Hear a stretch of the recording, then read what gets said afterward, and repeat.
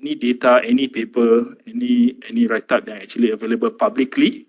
So whenever you run originate the report dalam classroom, you will go through all these sites lah, all these documents, right? So dalam tu ada assignments juga where you can create assignments dalam Google Classroom and assign to student. So student masuk Google Classroom, dia nampak lah all these assignment yang cikgu bagi. You can even share notes kat dalam Google Classroom, right? So collaboration and productivity, Google Docs, Sheets, Slides, biasa dengar? Okay, biasa dengar Word, Excel, PowerPoint. Okay, so same thing. Additionally, kita ada juga app sheets dengan Google Vids. Right, app sheet is a no-code app builder. Means kalau you nak buat apps, you don't need to know programming. You can use app sheet, just drag and drop to create your apps lah. Okay, Google Vids is a video creation tool yang kita baru launch, included sekali. Means kalau nak buat video, you tak perlu nak cari ada software you nak download, nak install. You can just sign in Google Workspace, buka Google Vids, you can start to create your own videos lah. Okay, storage Google Drive macam biasa, Google Meet untuk you punya video conferencing, email and messaging untuk communication kita ada Gmail, chat and also group lah, group chat. Okay. So I like to emphasize in terms of our commitment to provide educational tool to complement, all the education punya institutions. By we are working with trusted by something that is trusted by institution and then specifically tailored for education. So Google Workspace actually started from education and then baru they enable for enterprise, right? So some competitor they start for company, enterprise, and then baru dia think how they can masuk dekat dalam education punya institution lah. So yeah, the other way around. Kita start for education and then kita evolve so that it's suited for enterprise punya environment, and then always evolving lah. We have a lot of new technologies coming in. I think most of it kita akan showcase hari ni. Hopefully cukup masa lah, right? So AI is the buzzword now lah. Semua orang nak cakap pasal AI. Kita punya PM pun AI juga Anwar Ibrahim. So what is AI? It's actually the science of teaching machines untuk mimic kita punya natural intelligence. I think everybody in this room tahulah this one, right?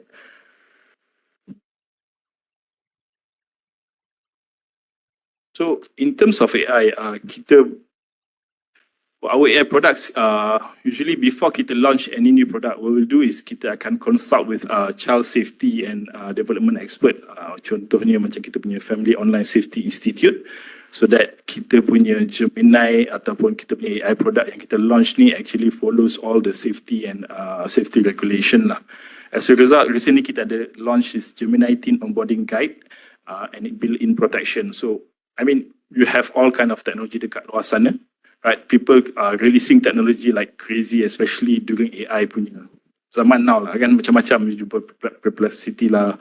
And then those AI tools yang boleh create videos, guna gambar orang lain. But whenever Google come up with a product, I think later kita akan showcase there's 7 principles yang kita look into, right? So one of it is in terms of ensure safety. And then kita juga partner with learning science experts untuk improve the tools, specifically untuk teaching and learning. Kita juga test dengan youth advisory panels untuk understand dia punya global perspective and also experience. And then of course kita work dengan school communities lah. So Google Workspace kita banyak work dengan school communities, teachers, educators. Even if I can share, internally Google for Education team, most of our team members actually comes from education punya background. Some of them are teachers masuk Google and then they become sales. Kita ada orang daripada various background juga. We have nurses coming in and do Google Workspace punya adoption program. So it's not just about background, kita tengok juga people punya karakter lah in terms of macam how you can enroll and jadi Googlers. Okay. So this is how we have evolved from TensorFlow. Kita open source TensorFlow back in 2015, and then 2007 kita ada breakthrough in terms of new type of neural network called LLM, large language model. And then now 2024, before that kita ada BART, then they renamed to Gemini. I think sebut Gemini macam sedap sikit kot daripada sebut BART kan. So I think I kind of agree lah dia tukar nama daripada BART ke Gemini. Talking about names, anyone here knows before Google, apa nama Google sebelum ditukar jadi Google? Anyone knows? I'm very thankful dia tukar to Google now lah. Right? Anyone knows? Ada siapa-siapa tahu nama Google sebelum ni? Tak ada? It's very funny. Backrub. Right? So imagine, okay, hari ni kita ada people from Backrub coming in to teach us about technology, right? So that's another thing I'm thankful lah. I think they are quite good in terms of rename things lah, Google. Right? Okay? Okay, a bit of a quiz. Hari ni kita pula bagi quiz dekat lecturer. So anyone knows when was the term artificial intelligence first introduced? Anyone? A, B, C? A, C? Semua jawapan ada A, B, C. Okay. The right answer is actually C, 1956. Alright. Okay. Next. Next kita akan tengok about multimodal chatbots where you can get data in terms of text, videos, voices, and then process to one output. I think we want to showcase Project Astra. I think siapa yang datang awal tadi nampak a bit of a snippet of what is Project Astra is, but let's have a look. This is actually the future or actually happening now lah. Alright, okay.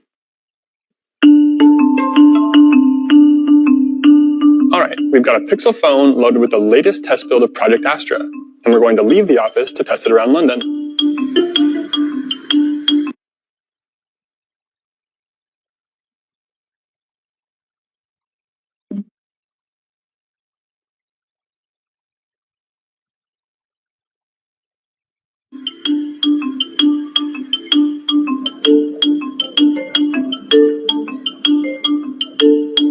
I've got this email with apartment info. Can you tell me the door code and remember it? I'll remember the door code for you. It is 1170. To unlock it, enter the code and then press the unlock button. Based on these symbols, how should I wash this? The tag shows to machine wash at 30 degrees Celsius. Avoid bleach and tumble drying.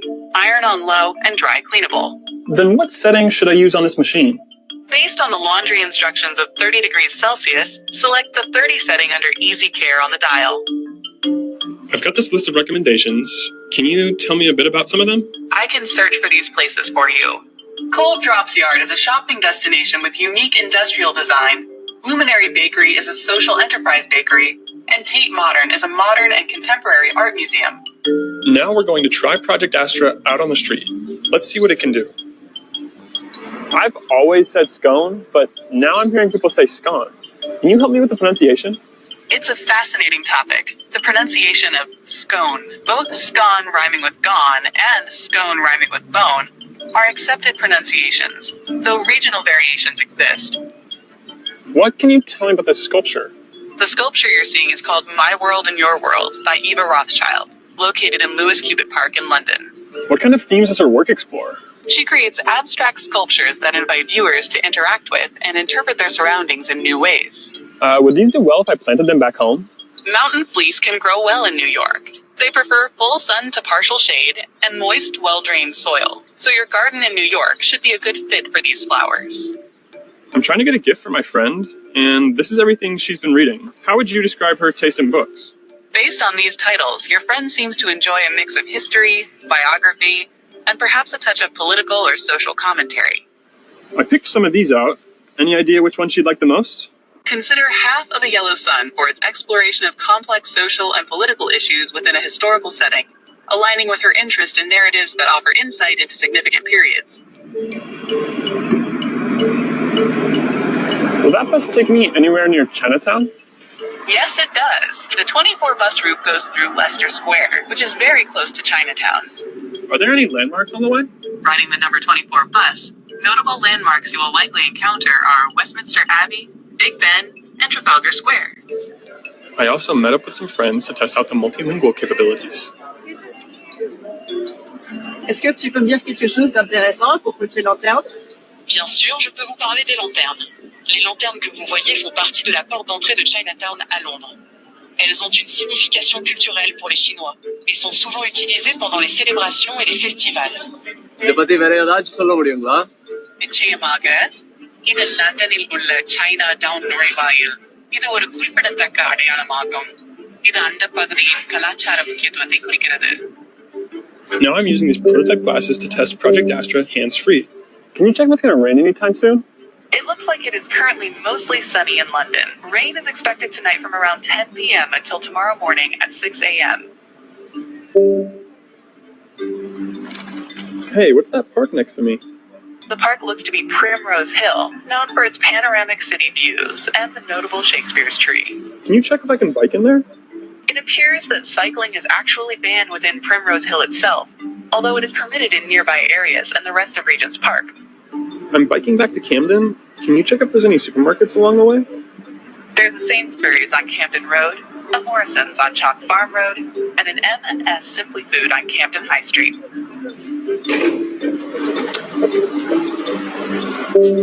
What was the door code again?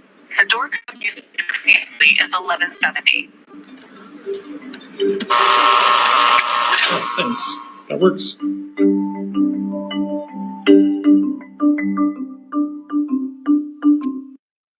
Just to share, this kind of setup, kalau you're going to Google Pixel phone, now dah available dekat Malaysia, you can actually use Gemini apps dalam Google Pixel. You do live, so-called macam live streaming. You turn on the camera and then you can start to talk to Gemini from your phone. And then minta dia, as easy as nak tunjuk dia an object to explain about the object, you can ask. So untuk the phone part, I think they make it happen through Google Pixel. But the glasses is something yang still on the way lah. They're still doing it, I think, together with Samsung to see. I think quite excited to see what's happened lah after this, right? Okay. Next, I think. Okay, so before we go into the question, have you realized that actually generative AI only took off like 2 or 3 years ago? From there until today, there's a lot of evolving yang happen from that time. So let's consider this stat about the rapid uptake of technology. So if anyone can guess how long does it take to the aviation industry, airplanes, to get to 50 million users? Anyone? Berapa lama aviation industry nak masa yang dia ambil untuk serve 50 million users? Any answer? Take a wild guess. Any number? Anyone? Okay. 2 years? 2 years? Jauh juga tu. Tinggi lagi? 10? Tinggi lagi? 20? Probably half of it. You punya guess, dia lebih lagi. Tinggi lagi. 50? I heard 50. 50 close. 60. Closer. So the actual answer to aviation industry to serve 50 million users is 68 years, right? 68 tahun. Okay. Now, internet. Everyone use internet, right? So how long does it take untuk internet to serve 50 million users? Right, consider the access. Dulu susah, now dah senang. So berapa lama do you think? 2 years? 5, close enough. 7, yes, actually 7 years. So 7 years it took internet to get to 50 million users lah. Alright, this one, Facebook. Semalam kalau kita tanya, ada macam siapa pakai Facebook lagi? So actually kita pakai. I don't know about you guys. I'm still using Facebook lah. Alright, this now yesterday dorang TikTok. Gen what? Gen Z, yeah, Gen Z, right? So diorang kata only old people lah yang guna Facebook. Alright, so how long does it take for Facebook to reach 50 million users? 3 years. Terus dapat jawapan dah. Yeah.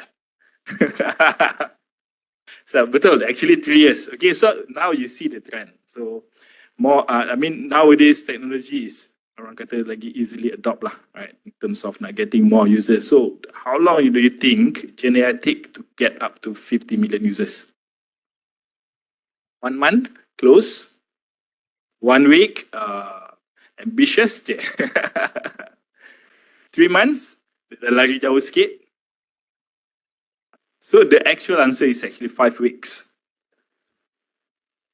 So I think kita tengok dulu in terms of people punya acceptance on new technology is different from nowadays. Hari ni, especially dengan adanya teknologi, people tend to accept or be more receptive in terms of new technology.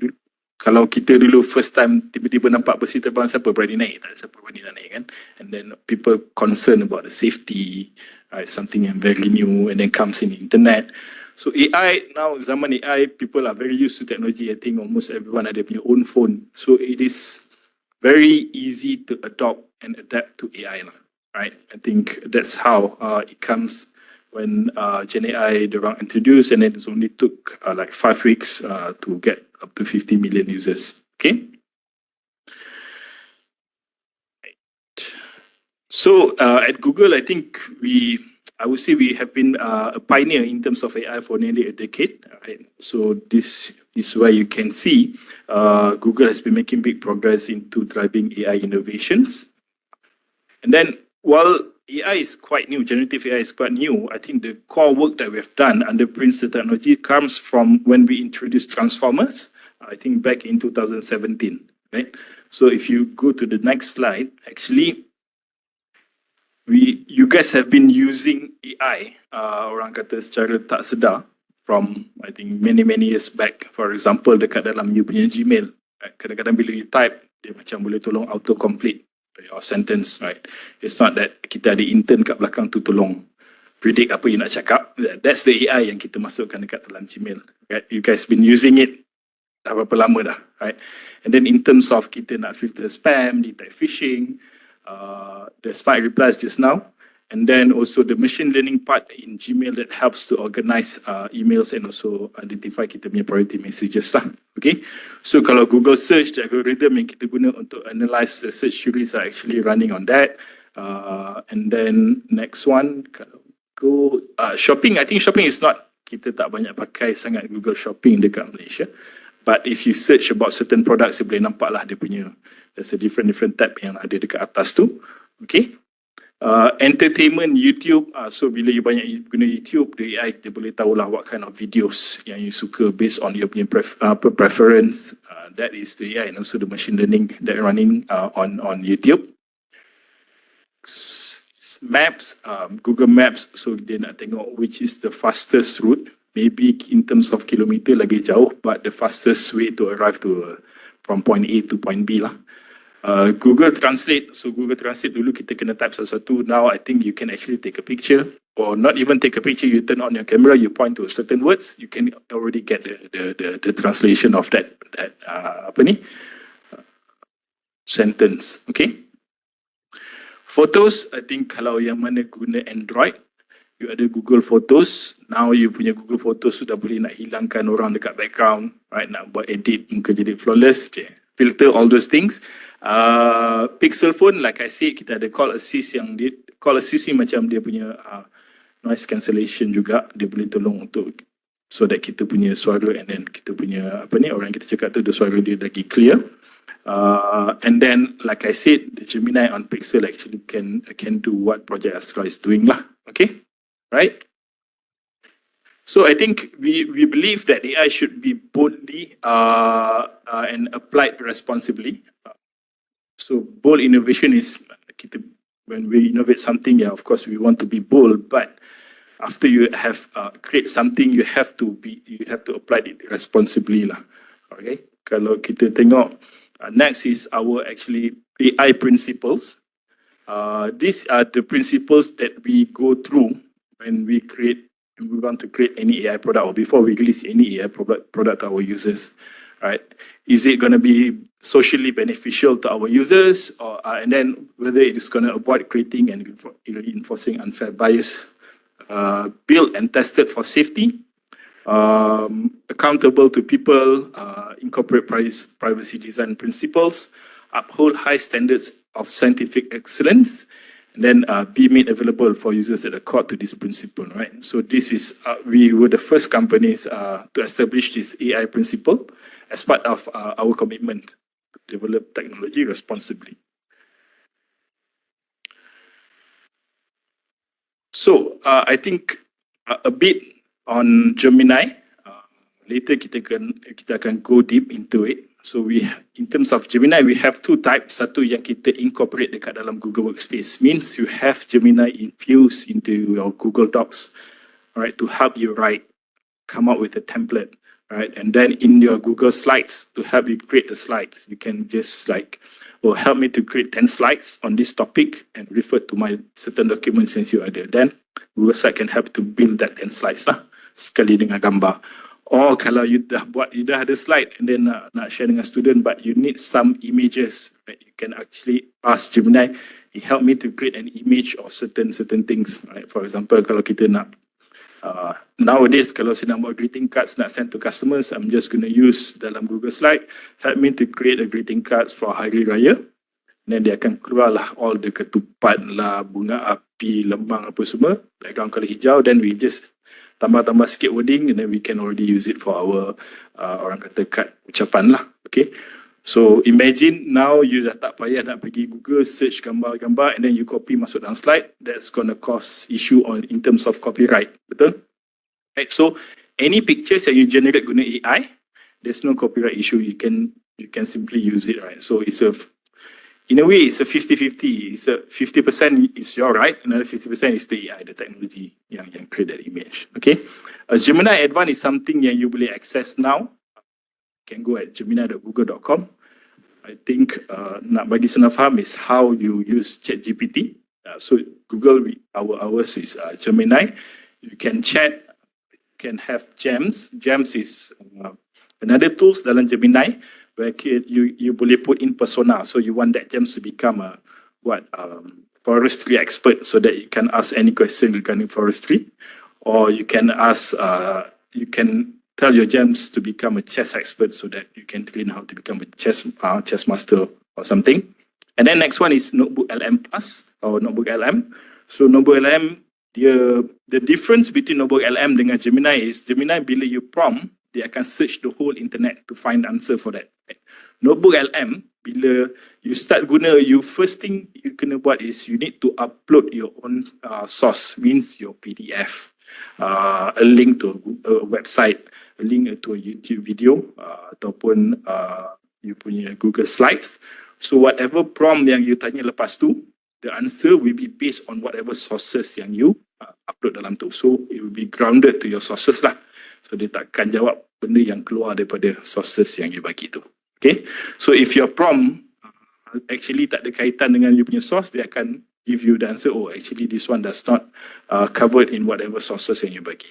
So right, I think one of the use cases is you can students can actually put in the whole semester punya lecture notes dalam tu, and then they can just start prompting to ask about question, ask benda yang dia tak faham, ask NotebookLM to explain, or even to come up with a question untuk they prepare for final exam. So it can be done dalam NotebookLM lah.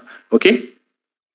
I think more of it later bila Zimi explain to you on this. These are the two things that I checked out just now.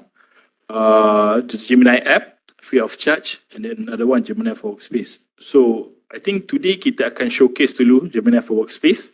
We have planned to do POC where we're going to select around 50 lecturers to get the license for 2 months for you to test in your teaching and learning environment lah. Right? So I think, of course, bila kita bagi test, we would really appreciate the feedback lah. Right? So I think that one is something kita plan after kita punya training today lah. Okay? Right? Next slide. Okay. Yeah. So I think next will be, I'll pass it to Zimi. Dia akan cover a bit on Google Docs, Google Slides, Google Sheets.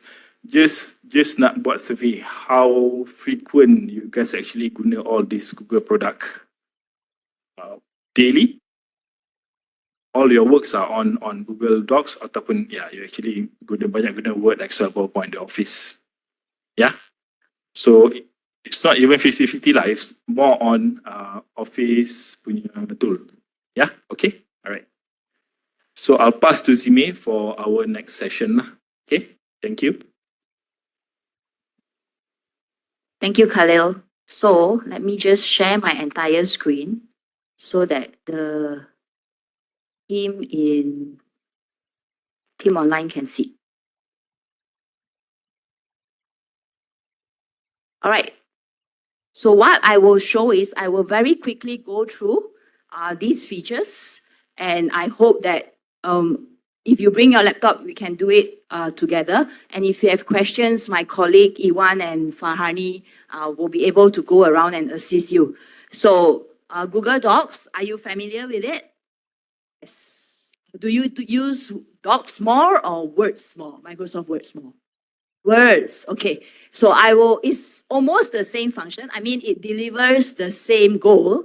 The difference is probably I will show you some of the features that can differentiate between Docs and the other tools, okay? So we will go through Docs slide sheets and then Google Meet. When you use Google Meet, do you know that you can actually do attendance tracking?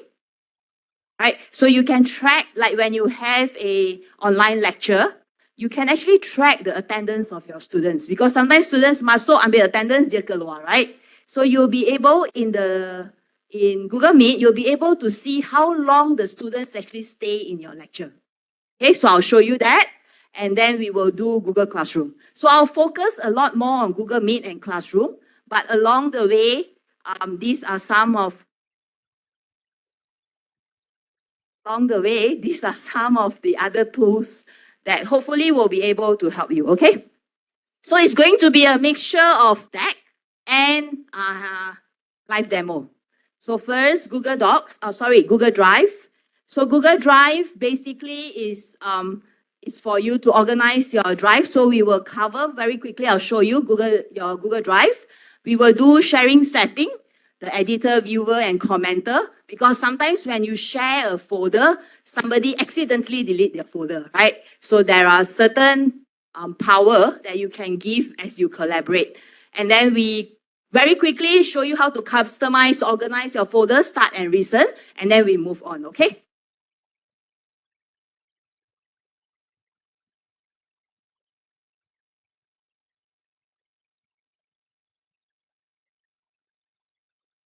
So this is your drive. Okay, this is your drive. First that I need to cover is drive organization. So putting drives together, sometimes, you have documents and then the documents are automatically saved, right? So it's all here and it might not be organized according to subjects or according to your other roles. So what we can do is, of course, create folder, right? New folder.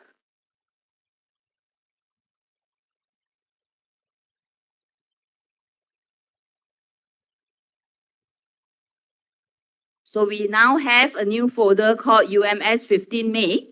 And what I can do is I can actually move. So this is the movement or organization of your files. So I have a lot of files here and I want to move selected files into my folder.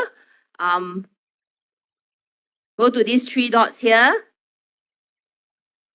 Organize, move, and then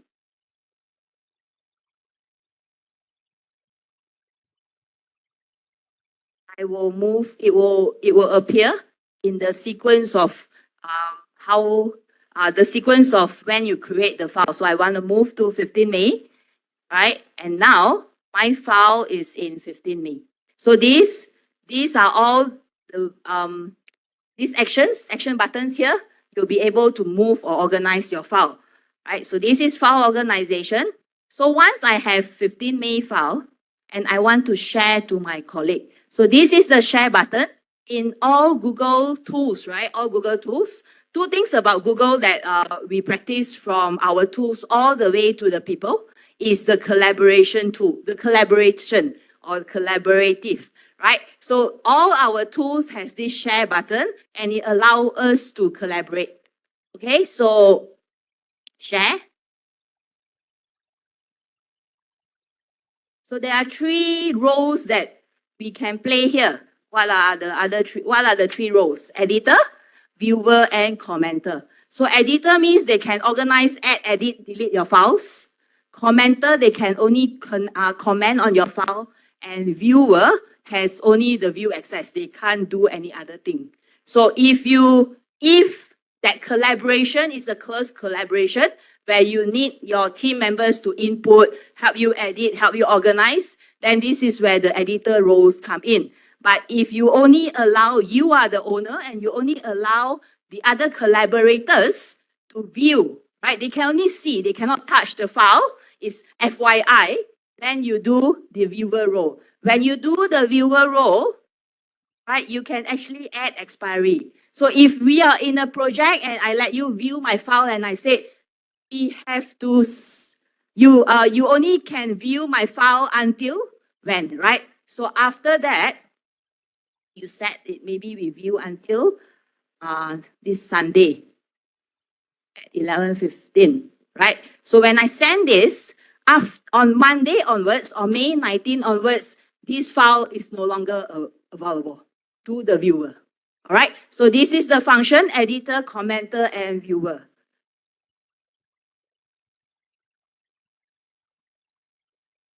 Any, so far okay? Yes, okay, then very quickly, you can organize and add colors. Why add colors? Because we are more of a visualized person. We can remember visuals, right, rather than text. So when you color code your folder, it's easy to find, it's easy to remember. Right, so this is how, so all the color coding, all the organizations of files are in more actions under organize. Okay, and one last thing is start and recent. So start is for you to actually start your important documents or important folders. So example, if this folder today is important, 15 May, I just start, right? And in the future or next week, after I've done my folder, it will push down, right? And then when I need to find this folder, I just need to go to start and all my start documents are here. So it's easy to find. You sort of like pinpoint what is important to put. Okay? Next is recent. So recent are files that you just opened. Right? So let's say yesterday you did something and then you want to find the file back. Instead of scrolling to see where the files are in your drive, right? You just go recent. And these are all the answers. Okay? Right, so I will move on from Drive now to Google Slides. So in Google Slides, the differentiation, or in this context, I want to show how to insert YouTube video, any YouTube videos, and how to trim videos in slide. So sometimes you use slides in as additional teaching materials, right? So what you can do is, instead of editing the video in other tools and then put it in your slides, you can actually edit the video from Google Slides itself. So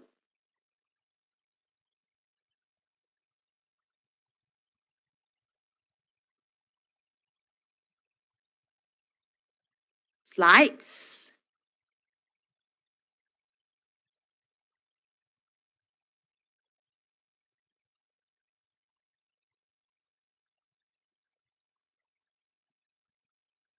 Okay, insert video.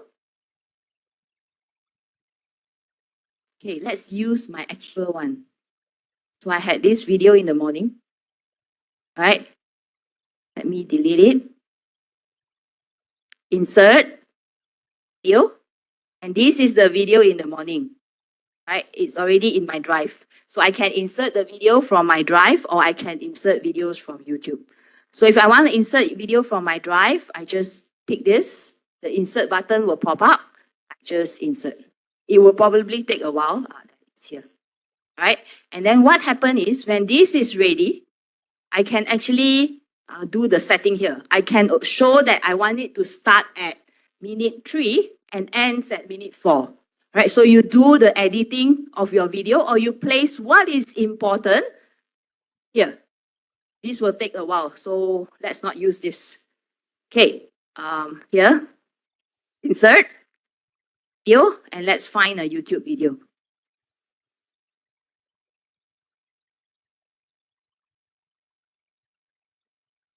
I want to use this, or this is 31 seconds, probably not a good example. I will use this 8-minute video. right? Insert. And once I insert this video, I can enlarge it. Okay. And then I can start play. I can say I want it to start at minute 3. Ends at minute 4. Okay. And when I slideshow, when I play, you see, it starts at minute 3. Right? It starts at minute 3 and it didn't play from the beginning because that's what I said. So this is the editing or trimming of YouTube video where it will showcase only what is relevant. You can actually play it until it will stop when the video hits 4 minutes. Okay, so it's easy because you can do any videos from YouTube. Okay.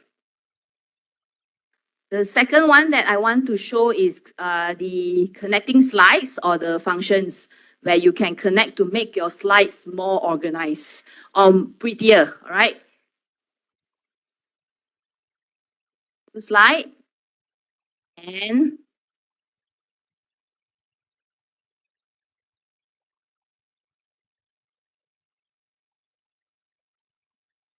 watch this video. I just have to. Are you familiar with this insert link tool? Yes, right? So you just insert, and I want to insert YouTube to watch this video. And when probably not a good example. Watch this video, and then I take a video from YouTube.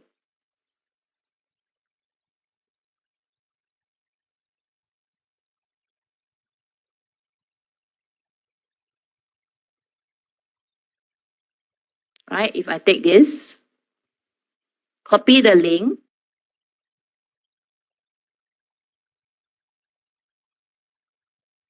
watch this video, and I use this hyperlink link.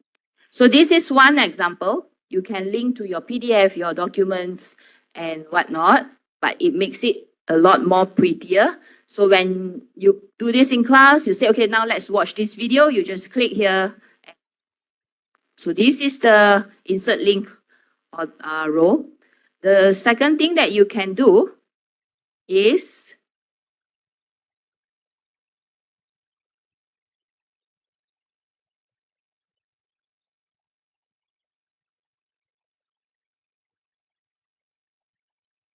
right. So let's say you have instructions and everything already. And if you want to tell the students to revise, go back to page 1. So you can actually tag page 1 here.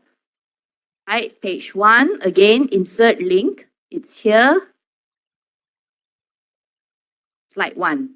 So when I show slide, hey students, this is what you're supposed to do after you watch this video. These are the instructions. And if you need further clarification, please move back or please refer to page 1. And it's back to page 1. Right. The objective is when we do slides presentations, we want it to look pretty.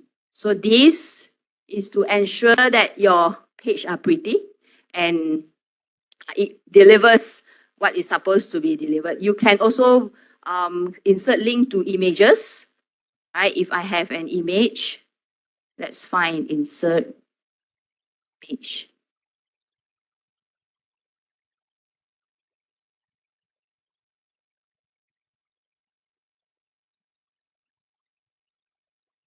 Okay, let's say I insert this image. Right? And I can insert a link here. Maybe in assignment instructions. I'm just giving you an example. Yeah. So what happened is I have an image. I explain this image in class. And when I click on this image, it brings me to my instructions, assignment instructions. Right. So you can link multiple things in your slides. Any questions so far on slides? Is this useful? Yes? Okay. All right. So this is Is this useful or giving you more work? So, okay.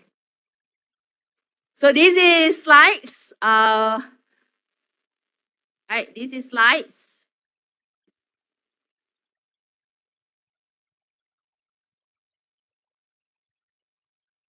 So I've shown you insert YouTube, 3 videos, connecting slides as well as alignment ruler. So alignment ruler is when I move my folder. See this red line that appears, right? These are where to tell me, okay, you are in the center of the page. And if I move a little bit down, right, this is the center. So I have to move. So this is alignment ruler.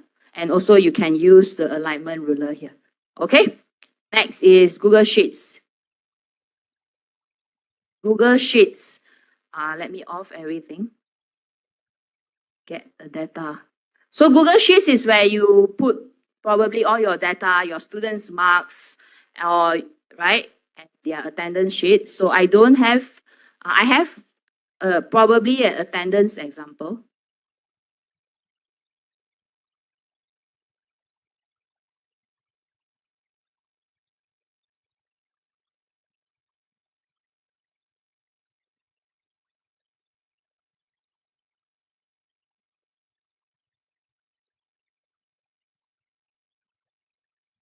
So this is my original Google Sheet, right? I transferred this from Google Form because I have the participants fill up all their names and everything else. What happened in what I want to show you in Google Sheets, there are 3 things. Drop down, version history, 3 cell functions. We'll go into some functions and then filter view. So the first one is drop down. So let me just delete this. Right, so drop down. Drop down is actually a function where we want to again make it more organized, color it so that it's more visible, visibly friendly, right? So drop down is here, insert, drop down, right? And you can put as attendance and then option 1, red, option 2, green, and then absent and present.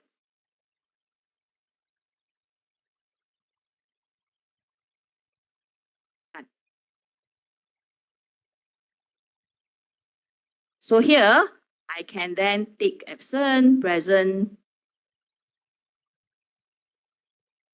Okay, so this is drop down button, drop down function.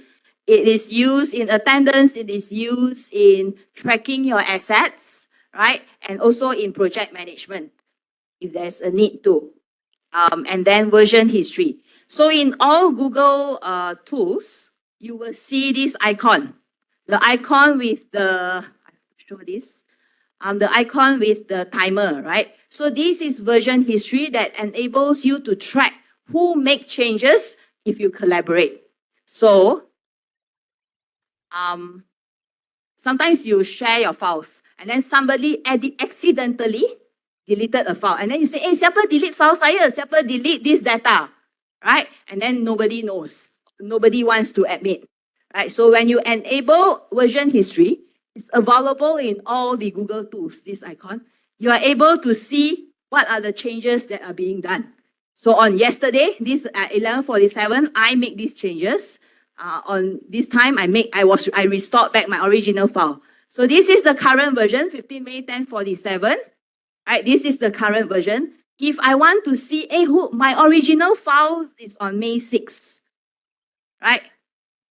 This is my original file. And I want my original file back.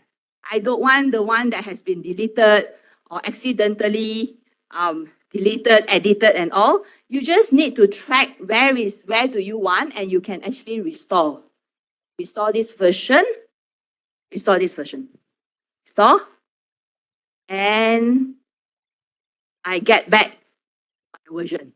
Okay, so this is for you to track who make changes to the file and when. Of course, this is probably,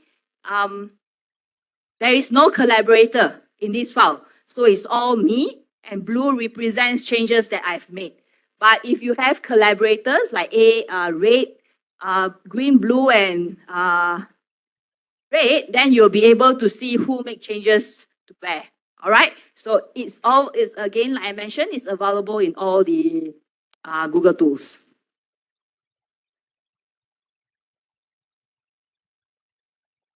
Next, version history, free cell. Okay, so I know sometimes you have a lot of data, right?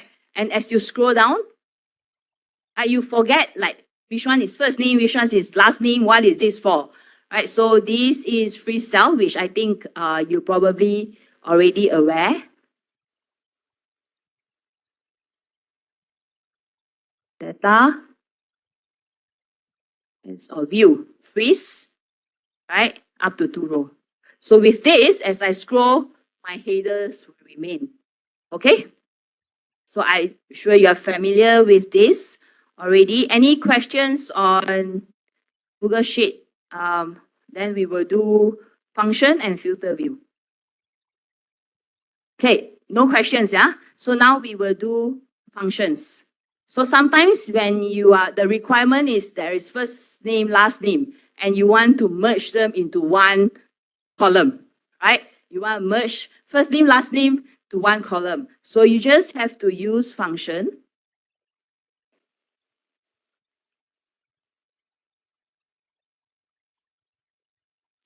equals concatenate this,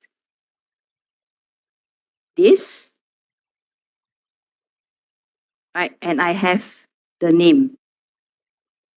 What happened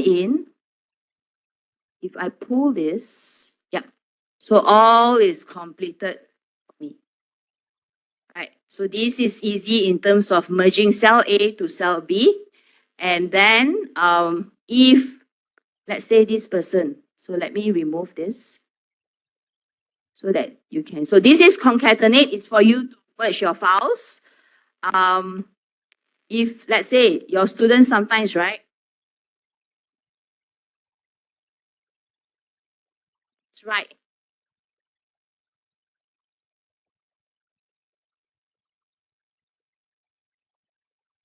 Right? If you want to standardize them, the formula is equals, this is upper, right? Upper is,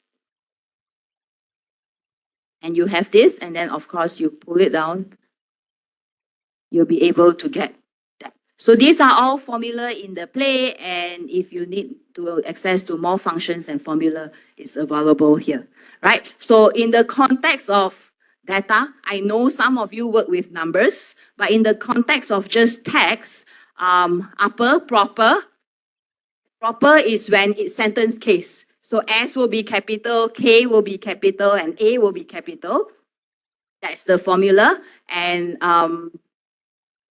upper, proper, and concatenate, where you merge two cells together.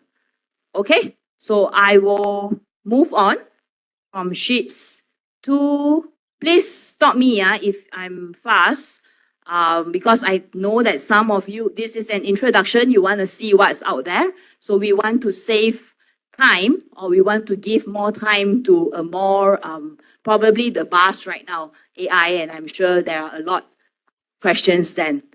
Okay, and lastly, filter view. So let's say filter view is for you to set what you want to see only, right? So data, filter, create a filter, and I will have all this drop down. What happened is I only want to see clear all, and I only want to see bahagian pentadbiran, right? I just have to filter. So only bahagian pentadbiran will come. So this is when you have a lot of data to look at, and you want to only look at what is relevant. You want to look at how many students, only the students who attended your event, only students who attended your event in this context, or only people from a selected department. So you can filter this. You can filter a few things at one go as well. Okay, so this is Google Sheet. Google Sheet, and next is calendar. Do you use Google Calendar? Yes. Do you No, okay, never mind. Now I introduce to you, okay? So you can do appointment slot, task organizer, and add interesting calendar. So I'll start with appointment slot. So as lecturers, right, sometimes students want to come and see you, one-to-one, or for if they have questions and all. And sometimes they will go and wait for you at your door. Or do they call you now? WhatsApp you, okay. So instead of them WhatsApping you, they can actually book your calendar from Google Calendar. Right, so let me do this, yeah? So now we are doing appointment slots. As you log in,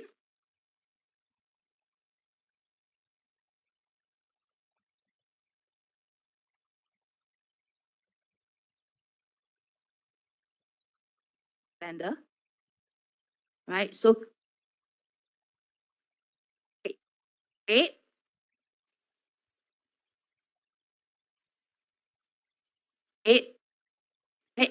So create event is like how you normally create your lecture, create your meetings and all. Create focus time is where people cannot disturb you. You want to focus on paperwork, focus on marking exam papers.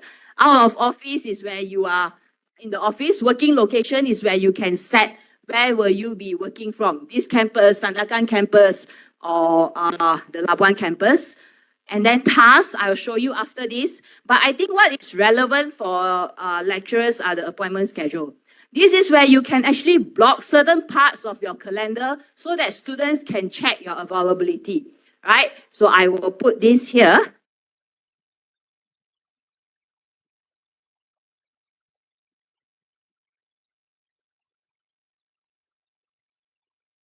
One-to-one with lecturer A, right? And normally your appointment will take how long? 15 minutes, 30 minutes, 45 minutes, 20 minutes.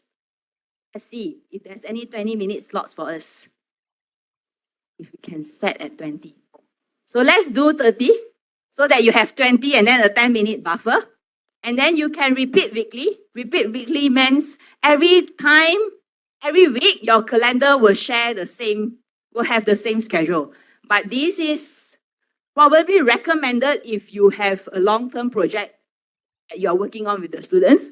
But what I normally do is very project-based, so it can be custom. It will be custom.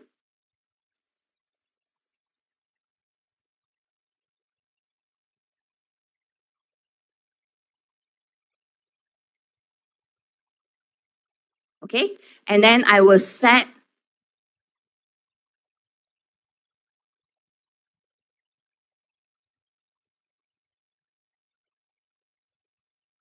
okay, sorry. So I'll do not repeat. Okay, and then so on May 16, which is tomorrow, I'm only available at 8:30 until 10. Okay, and then I add a date. On next Thursday, I'm only available from 1 p.m. to 5 p.m. Right, so this is where you set already when do you want to meet your students. So it doesn't clash with your lectures or with your personal time. Okay, and then scheduling window. How much time in advance I allow my students to book, right? So maximum time, default is 60 days and 4 hours, but I want to only look into allowing to book 1 month 30. My calendar is only available 30, and I want to be prepared when I meet my students. So they need to give me a 4 hours notice. So they cannot book an appointment now and go and see you now, okay? So they have to give me a 4 hours notice. And then do I want to have buffer time? So after I meet you for 20 minutes, sometimes your meeting will prolong, right? Because they talk a lot. They have a lot of other questions. Do I want to have a buffer time? Yes or no? If I want to have a buffer time, maybe I can have a 10 minutes buffer time. All right? And then how many bookings I can take a day? Okay, I want to meet all, then you can extend this. But normally I will only allow like 4 bookings a day. So I'll only see 4 students. And my guests cannot invite other people because this is a one-to-one. Okay, and then next. Where do you want to meet? So you can say we can meet via Google Meet or we can meet in person. And if it's in person, you can actually tag the location. So we meet in Jabatan Digital.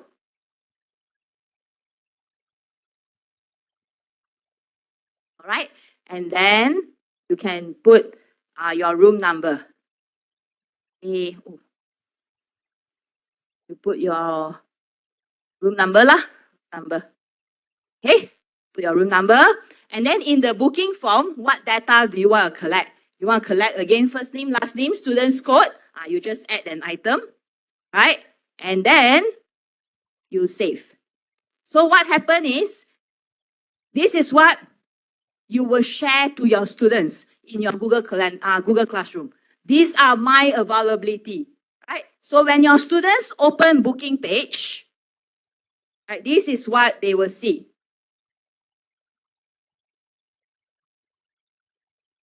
They will see your appointment slots. Okay, so I want to book 9:10 with lecturer A. I put in the details that the lecturer has said earlier. I just book. So what happened is, as a student, I will get booking confirmed, right? And this is my booking ID. As a lecturer, in your inbox now, you will see a booking, an event confirmation. So this is good because then you will be able, they don't have to wait for you in front of your door. And they don't have to WhatsApp you and say, Puan sekarang ada, sekarang ada, lepas lunch ada. Okay, so it's all here already. Okay? And what happened? If you have this slot, right? Right, these 2 slots is tomorrow. Suddenly tomorrow you have to attend a workshop. Right? And then what happened is, you don't have to change the appointment schedule. You go to your calendar, right? You block that period off. 8 to 10, this lecturer is away for workshop. Automatically, this will disappear. So there will not be double booking. What happened? This is if you have all your appointments. Tapi tadi, I already booked 1 slot. And then suddenly you got a last minute meeting. You need to contact the students.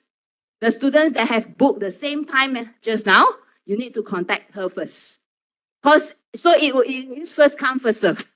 Our students do that serve that already reserved that slot with you, and you suddenly have something important, you have to inform the student. But if the students belum book apa-apa lagi, right? And you have a meeting, so your meeting will take precedence, these slots will not be available. So let's say tomorrow morning, because our booking time is 4 hours in advance. Tomorrow morning at 6:30, I say, I want to meet lecturer A, right? When I go in, this slot is no longer available because lecturer A has a meeting already in the calendar. Okay? So this is appointment schedule. I find this very, very useful for the teaching educators, right? So I can also check next week. These are the dates I'm available. Every Thursday, I'm available in the afternoon. Every Friday, I'm available in the morning. Okay, so this is appointment schedule. Right, what you do is you share this link, one-to-one with lecturer A, copy this link, and then you put it in your Google Classroom.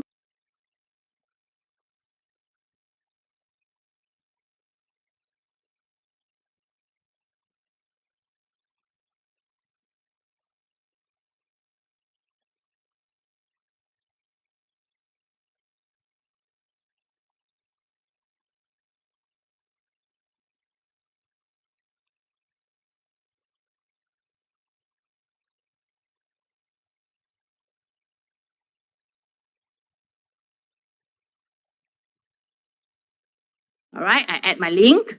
I just put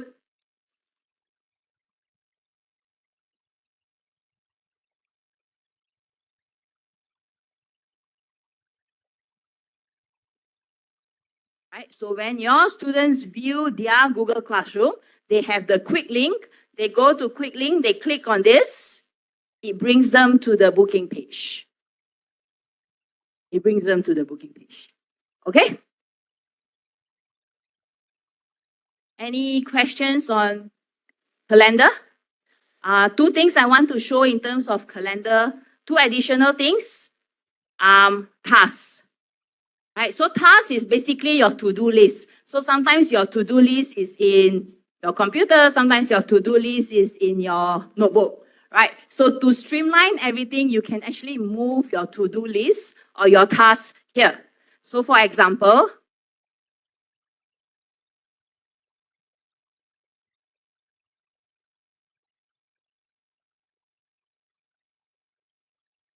submit mid-sem exam report. This is my task, and I can put in whatever I want to put,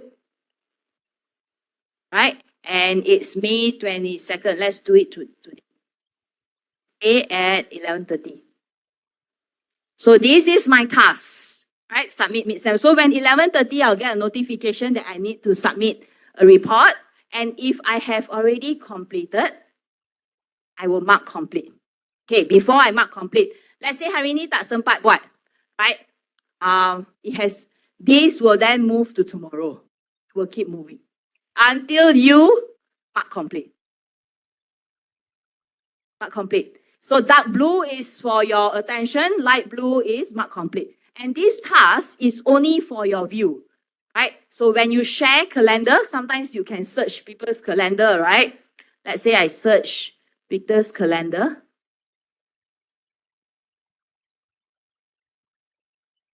Right? You won't be able to see the availability. Let me show you. Probably a better example is my own calendar.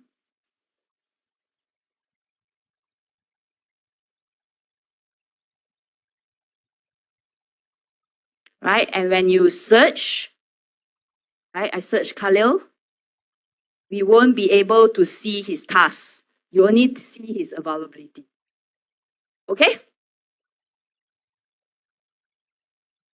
This is Google Calendar. One last thing that you can put, right? Yesterday I asked the students what do they use calendar for. They said they want to put their birthdays and important dates. So another thing that you can put is to add new calendar. So add other calendars is for you to add special Takwim academic, right? Your academic year, so that you don't have to check the other calendar. So you can add this, and let's assume create new calendar, and this can be faculty A academic calendar for semester 2. Right? And then you put in your description, you create a calendar, and this calendar is specifically called faculty A only. When your students intake, when is the study week, when is the exam, all will only falls under in your new calendar. So to activate this, let's say you have set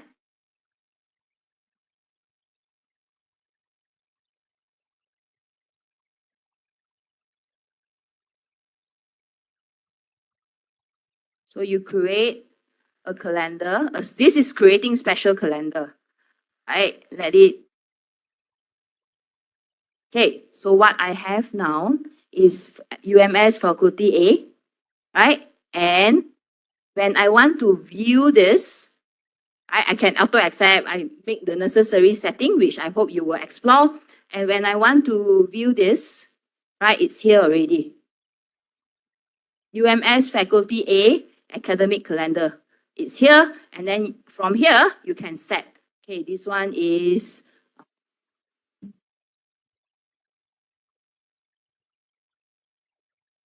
right. So when you tag this, it will appear here, and it will appear in your UMS faculty calendar. So faculty calendar or special event calendar is a special, sorry, it's here, yeah? My calendar, add new calendar. So these are where you add special or specialized calendar to ensure that you yourself or your faculty, your department has its own calendar event, so that you don't have to keep referring to paper, the email and all. All right. So 3 things from calendar. The first one, which is, I hope, useful, appointment schedule. Second is the task. And third is adding on special, add interesting calendars. Okay, now let's do Google Meet.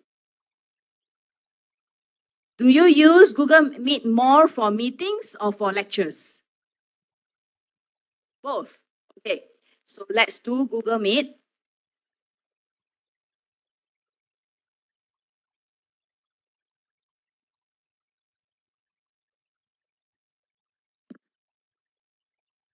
So I'm now setting a meeting or a lecture called Google X UMS. I will enable Google Meet conferencing. Once I enable Google Meet conferencing, this setting sign will appear. Okay, this setting sign will appear. It's here. This setting sign will appear. I click on this and I enable attendance tracking. Okay, I enable attendance tracking. So once that's done, do you want to join my meeting, Kala?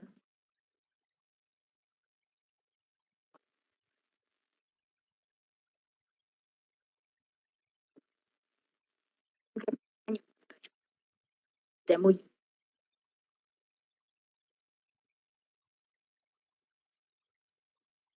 So this is my meeting, and this is my meeting code.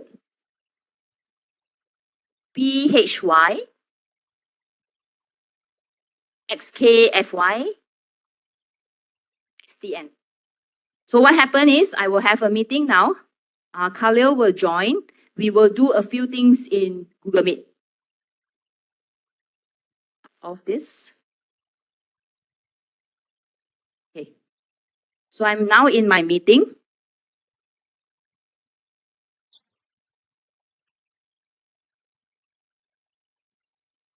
Okay, in a while, yeah. Thanks, Iwan.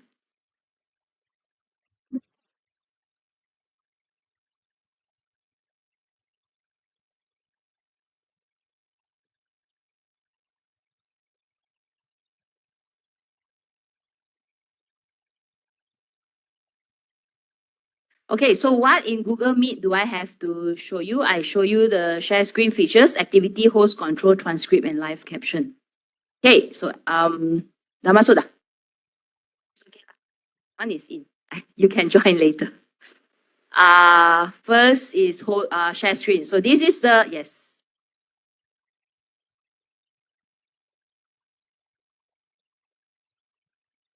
Right. This is the present now, the share button. And there are different things to share, which is probably similar to your WebEx if you are using it. Tap windows and entire screen. Tap is to only share what is important. So as I was sharing with your students yesterday, I told them that for best practice, in terms of when you do presentation, share your tab or your windows. Because sharing your entire screen means that if you carelessly put a WhatsApp here, everybody will be able to view your WhatsApp, which is quite common, right?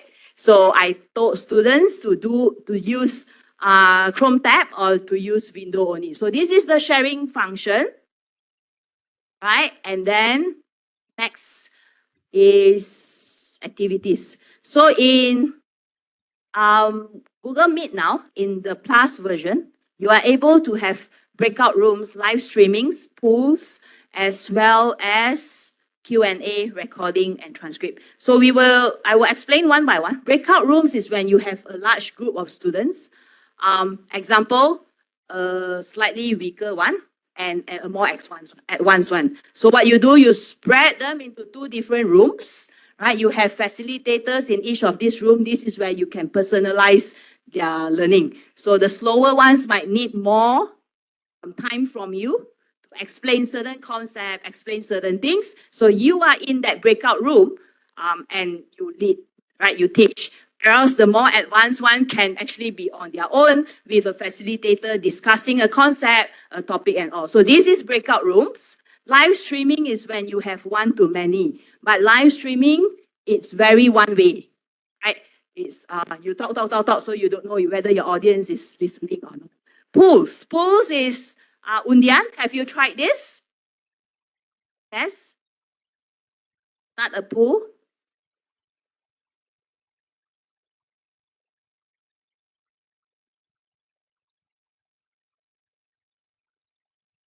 Okay, so you have questions, and then you have yes, you have no. Right? And then you can add more options, and you can allow your responses to appear with or without names. So default is without names. So you don't know who voted for what. But if you appear with names, then you know who is not enjoying the event, the sharing session. what happened is I've launched this. Iwan and Khalil are now, you have the pool, right? Then they can answer. Right, so let's see. Yes, so there are 2 votes now. And later, in your Google Sheet report, you will be able to see who voted what. Okay? Then, once that's done, you can end. Okay? Then this analysis will appear in Google Sheet later. I will end this then. These are polls. And then Q&A. So what's the difference between this chat and Q&A? Chat is when, I also told the students yesterday, chat is where you use to chat, like chat, right? Oh, sir, my camera rosak, my mic tak boleh buka. So use it for chat. Q&A is for you to ask specific questions with regards to the lecture. So if your lecture is on forest biodiversity, conservation biology, ask topics that are on conversation biology in Q&A. Q&A enable the host or the lecturers or the co-hosts to specifically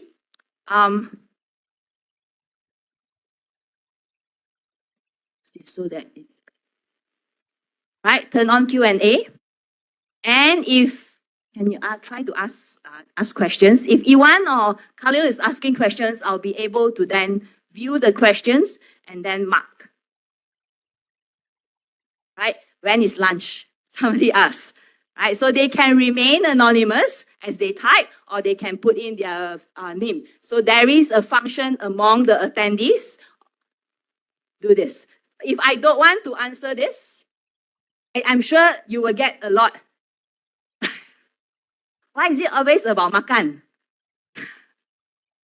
Okay, we ask this question in a while. So when is lunch? Right? If you have lunch is at 1 p.m. It is at 1 p.m. Okay? So lunch is at 1 p.m. I already answered. All of you have got the answer. I just tick yes. Dah jawab dah. Okay? Next. Can you suggest what is the best place for dinner tonight? Any answers? At your home? Yesterday we asked, where is the best place? And then Puan Habibah said, normally at my home. Right? So once this is answered, you answer, and then you can actually arrange based on ending first, older first, newest first, or most popular. Most popular means those who have voted lah. Right here, click, 111. Then this will appear on the top. Okay, so these are the interactivity part in e-learning or in your online learning. Next is recording, which I'm sure you know, right? The recording function. And what I want to show you is for accessibility. Sometimes in lectures, we speak in English. Some of our students might not understand English that well, right? So this is what you can do. Open closed caption. A very good morning, ladies and gentlemen. Welcome to the Google Workspace for Education.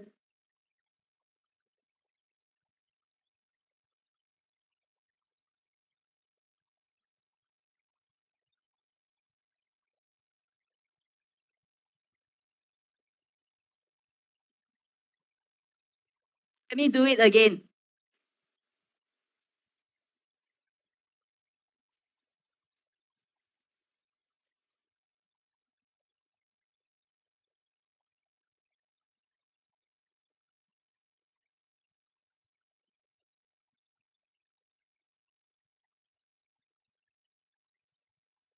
Okay, so this is for accessibility.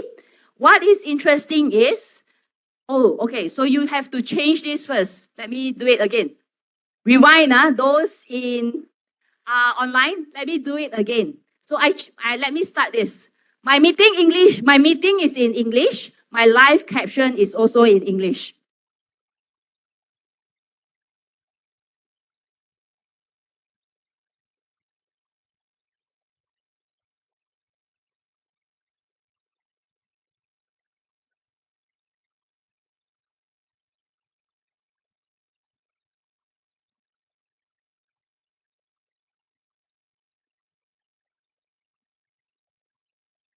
Okay, this is as you speak. The live caption is translated into English. What is I am doing my sharing, my lecture in English, but I enabled Bahasa Melayu. Right? So live caption, language. Sorry, let me do it again. So live caption, meeting language English. Live caption, I change it to translated caption. And my language is Malay. Okay? Okay, so now I will be presenting in English, right? And you will see the translated caption in Bahasa.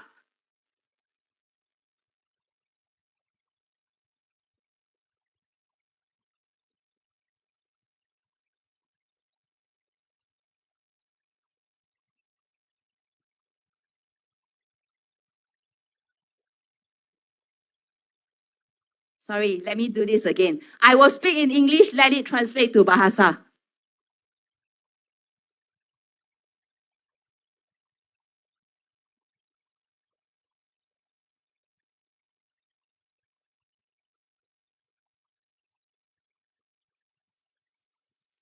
Okay, so this is accessibility, right? So this is something that you can use. CC, closed caption, meeting language you set. So if you set your meeting language in Bahasa, your translated caption in English, works either way. We tried it in Mandarin yesterday with the students. Just a couple of words lah, as well. Okay, so this is one feature that you could use. Cakap Arab. Saya tak tahu cakap, but you can try, right? You can join the meeting and try. Cakap Arab, ada tak Arabic? Right? Is this Arabic, right? And then your translated caption is English or Malay. Okay, then you get it done. Cool? Cool, okay. Any questions on Meet? Thanks, Iwan. Live caption, transcript. One last thing on Meet. So now, if there's nothing else, right, you will you tell your students, okay, students, thank you very much for your time. You may exit the meeting. So thank you very much, Khalil and Iwan. End call. Okay.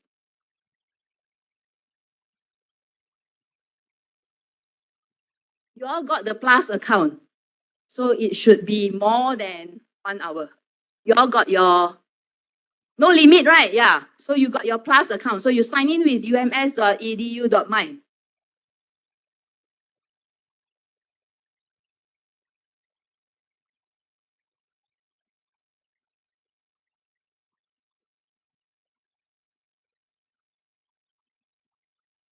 Unlimited hours. So if you need more than 24 hours, then you need to restart your call. So I think the maximum time is 24 hours.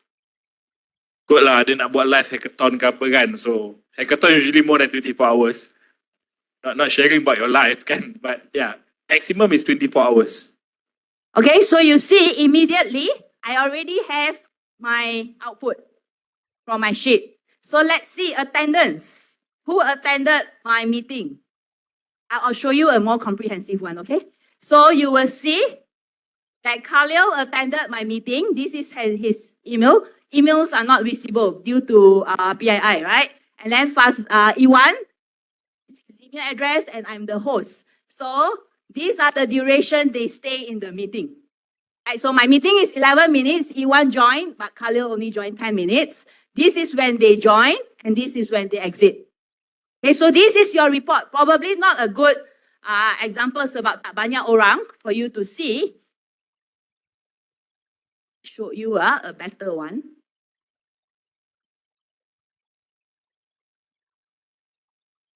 Okay, so I have this. My meeting is about 2 hours.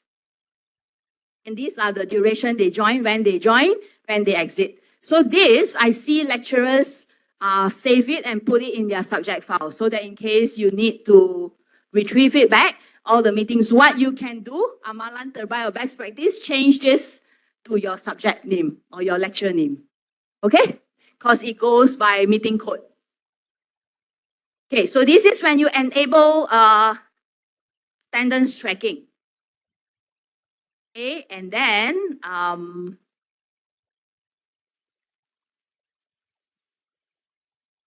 our pools just now, right? Are you enjoying? You are able to see that there are answer 2. Then no one answered yes. Okay?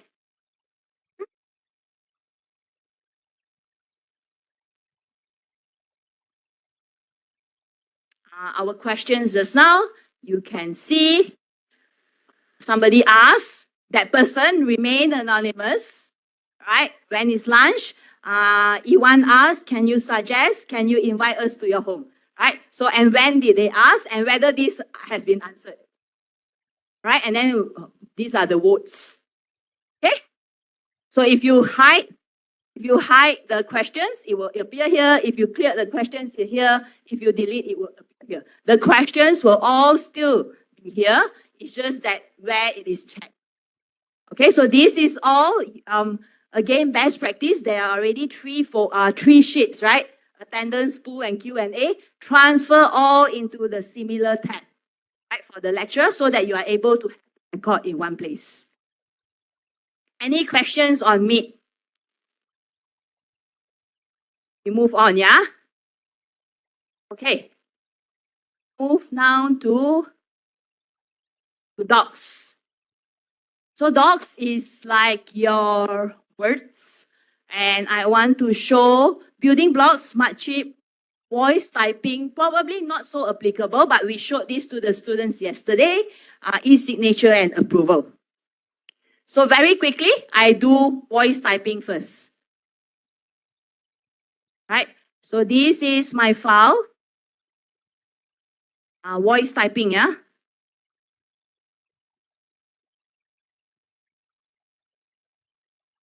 Tools, voice typing. I can change my language.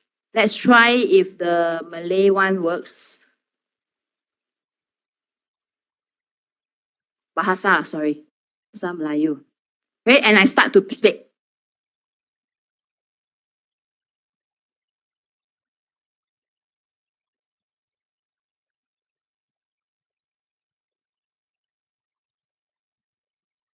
There's an error already. This is voice typing. There are a lot of language. I think Arabic pun ada. Bahasa Jawa, no, right? Arabic, Spanyol, Arabic, Filipino. Arabic is this, any of these are Arabic? This? Oh, this. Right. No, this one. This one. Yes, okay. So these are Arabic, right? So as you speak in Arabic, this will come out, your text will come out.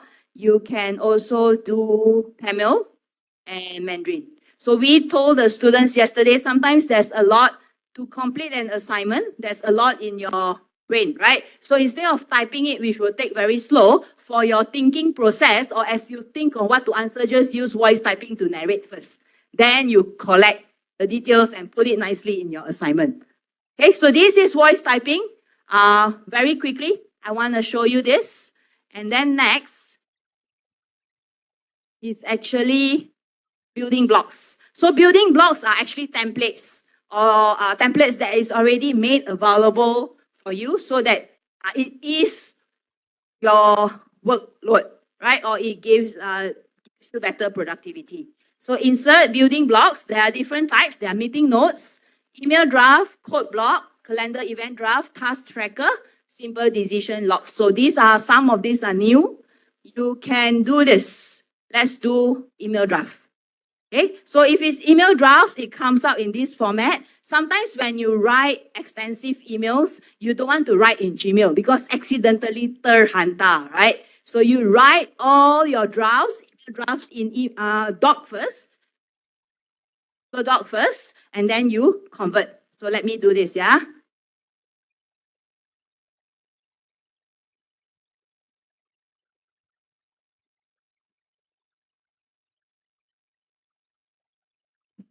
I pick this, there's a lot, so I can send to Sharon, for example. Then CC if tak ada, CC tak perlu CC. And then BCC pun tak perlu, and then my subject is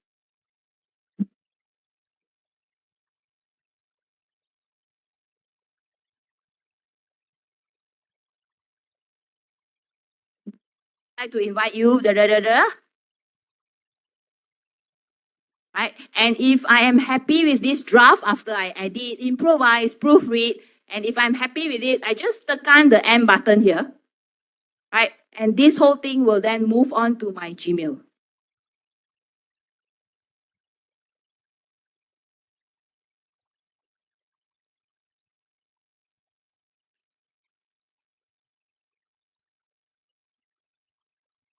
Right? So it's the same format, my 2, my 7, and my content. If I'm happy with it, I just need to send.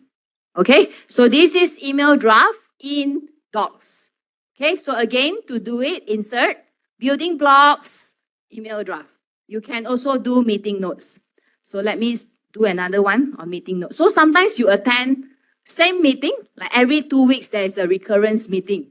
And then every time there is a meeting notes, sometimes in your notebook, sometimes it's everywhere. And then when you want the next meeting come and say, oh, what is the action items, right? So when you put everything down in your docs, it will be very organized. I'll do this. I will use my, so that you can see this. So docs, insert,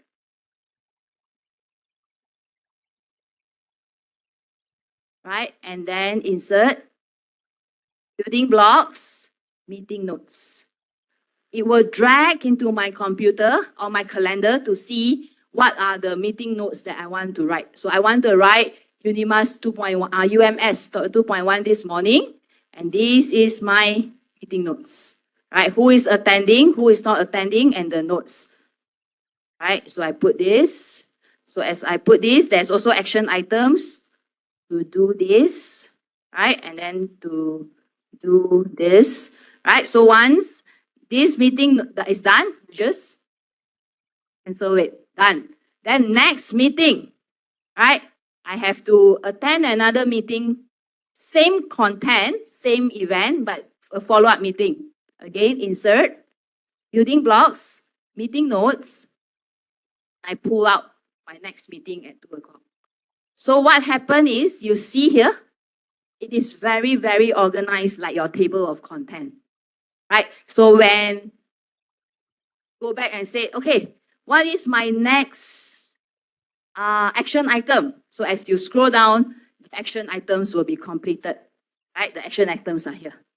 So these are some of the way for you to probably keep track of your files or organize your files to ensure that they are all in the same place. So this is building blocks. There are a lot other functions in building blocks, but for our daily, day-to-day use, probably meeting notes, email draft, and task tracker if we have events. At task trackers, you just have to tag your colleagues or your students. When is the start date, due date, when is the status? Everything is already templatized. You just need to personalize it and execute it. Okay? So this is building blocks. There are a lot of other things, right? Like coding, code block, CC, C#, CSS. Let's see this. Right? And then these are the CSS code that you can start to write. Okay? And this is available to use for free. So this is building blocks. That is Smartship. So Smartship is applicable in all the tools. What is Smartship, right? So let's say I have this document already, and I want to share to my students, right? So I have to give it a name.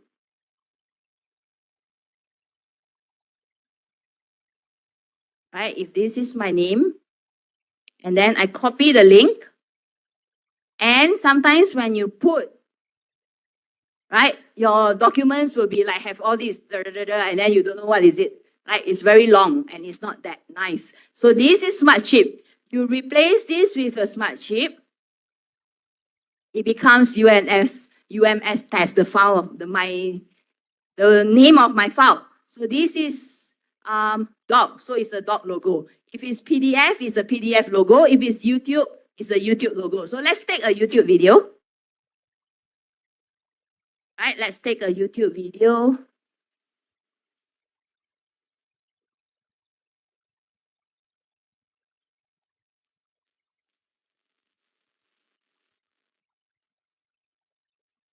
Again, I'm going to use forest fire. Right, and then I want to use this video. Okay, I copied the link here. Right, and then I go back to my document. Right, and I paste. Right, and then it will be replaced with a YouTube of the title of the video. So my document now is very organized. Right, I know this is a YouTube. I know this is docs. And then if you have slides, it will be slides logo and then the title of your slides. Okay, so this is Smartchip. It is now available in docs. Right, and then let's say if I have this one, right? Our UMS meeting just now. I share. Again, yeah, let me show you. Share, copy link. Done. And I bring it to my document. Appear. So now I have a sheet. Right? So I'll have different things. So in your assignment listing, assignment instructions and all, you can attach things like that and make it more organized. Okay? So this is Smartchip. Next is voice typing, bookmark, and e-signature. So e-signature is where you can actually assign the person you want signatory from to actually sign on this document. So let's say this is a letter. Let's imagine this is a letter, right? And I want my director or my dean to sign this. So I just insert e-signature, right? And then I put in here, I manage my signers. Signer number 1. And then signer number 2, example is, yeah? And then I save. So what happened is now I want my dean to sign first. I need his signature, I need his name, and I want his date sign, right? And then next, I want my TNCA to sign, put his name, and then date sign, right? And if this is done, oops.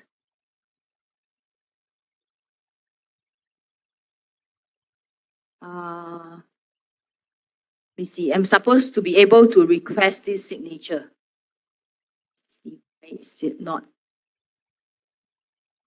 functioning?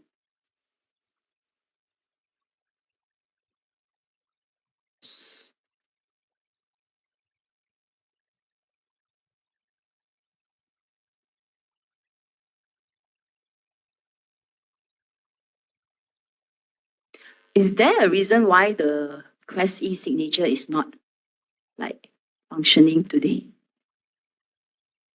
So basically, I press this. These are supposed to turn blue, right? Request e-signature is supposed to turn blue.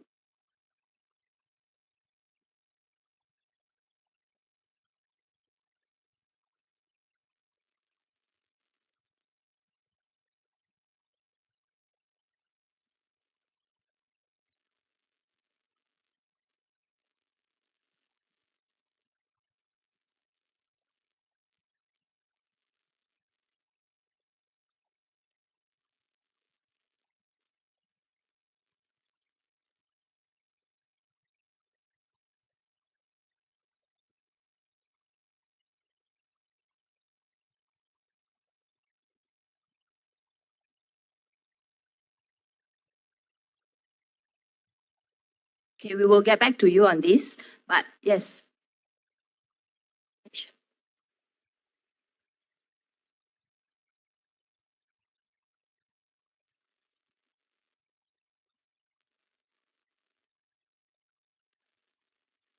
It is here, right?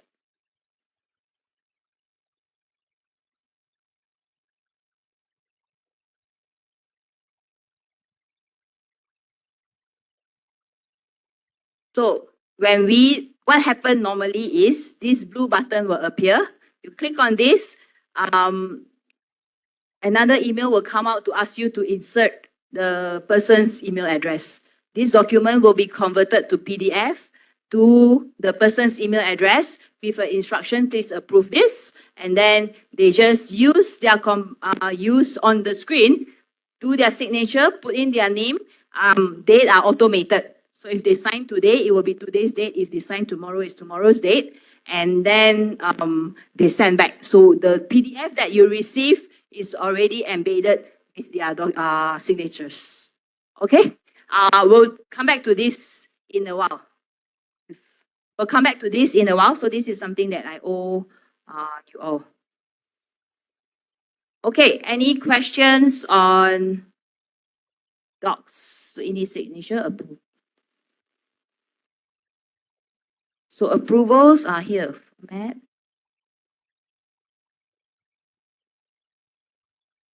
Here. So approvals are here. Right. So sometimes before you can actually sign, get relevant people to sign, right? Before you can actually get relevant people to sign, you actually need them to approve the document first, right? So this is where you can make a request, add approval, right? If I add this, and then please approve. Please approve this doc.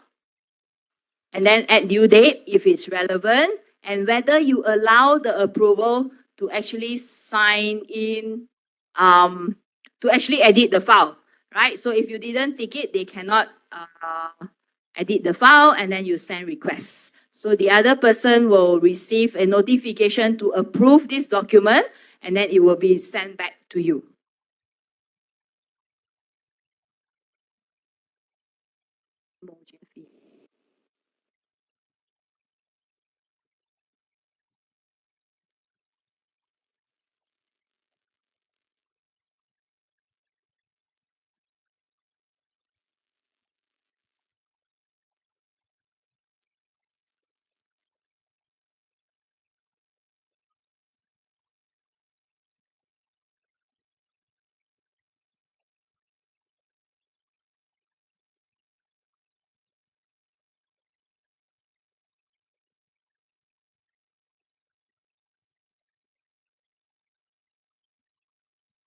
Okay, so the e-signature request button is up.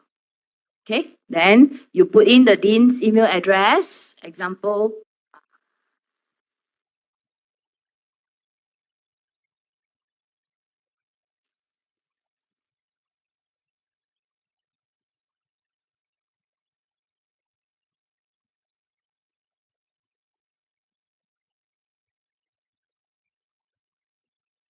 What happens is it will e-signature request send to Khalil, and then this is how it looks like.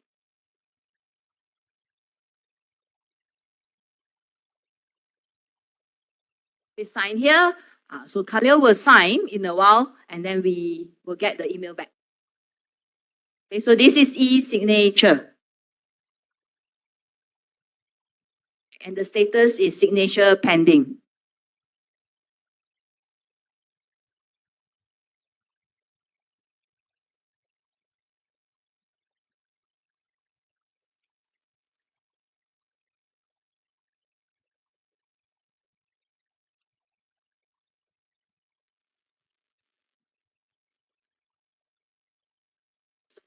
Then we will wait for the signature format to come back, e-signature approval. So I think I've covered everything in Google Docs. Gmail is something very similar, what you guys have been using, and template and smart compose.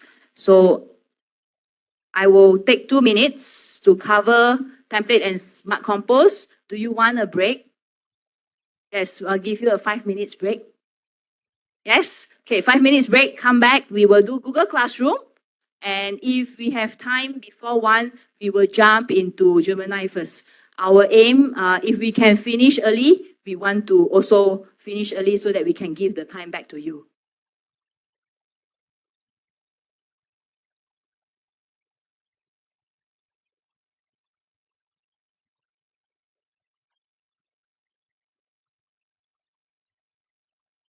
But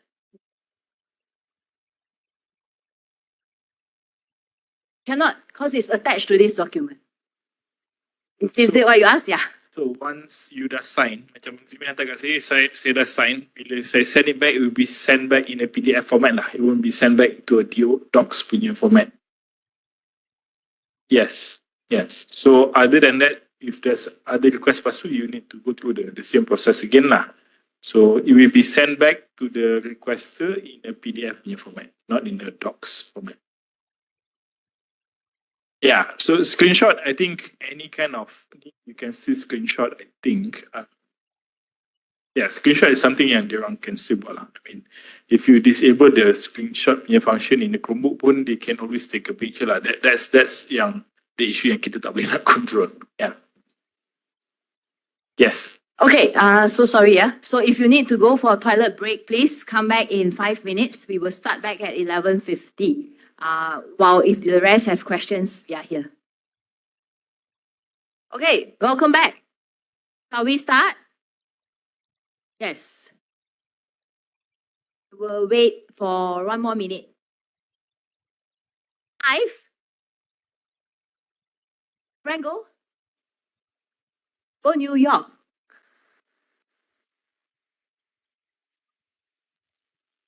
Yes, Google Classroom. Do you use it? No. Is there a reason? Storage?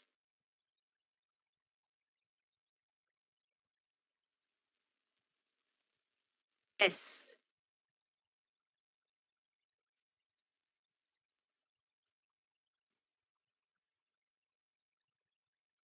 Your drive, yes.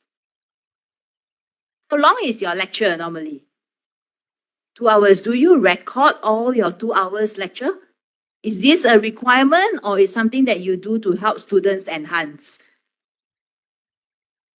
So WebEx doesn't take storage here.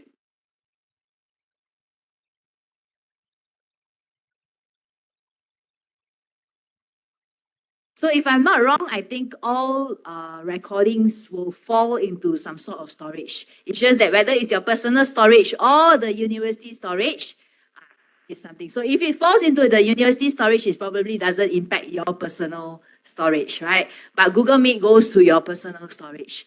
But after 1 semester, you can actually put all of that. You can request IT to put all into Vault. Vault is a space where all unutilized files or files that are no need to be accessible, no need to be accessed as often anymore, can be parked there, and then it will remove from your storage. I think IT will have to draw it out for you when you need it. That's why I say it's by semester or by academic year. Right.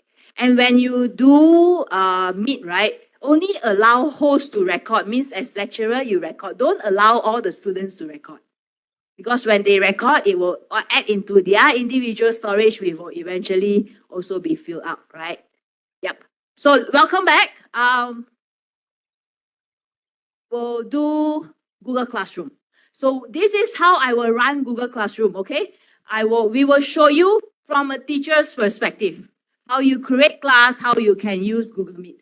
After that, we will exit from the teacher's perspective and go into another classroom where we are a student, all right? So that you can see what are the functionalities of students that you use. So when we meet the students yesterday, we showed them originality report, where they can actually run originality report 3 times per assignment to ensure that their work are not plagiarized before they submit to the teacher. Okay, so first, the first 10 minutes, I will show you from a teacher's perspective. All right, so this is Google Classroom from a teacher's perspective.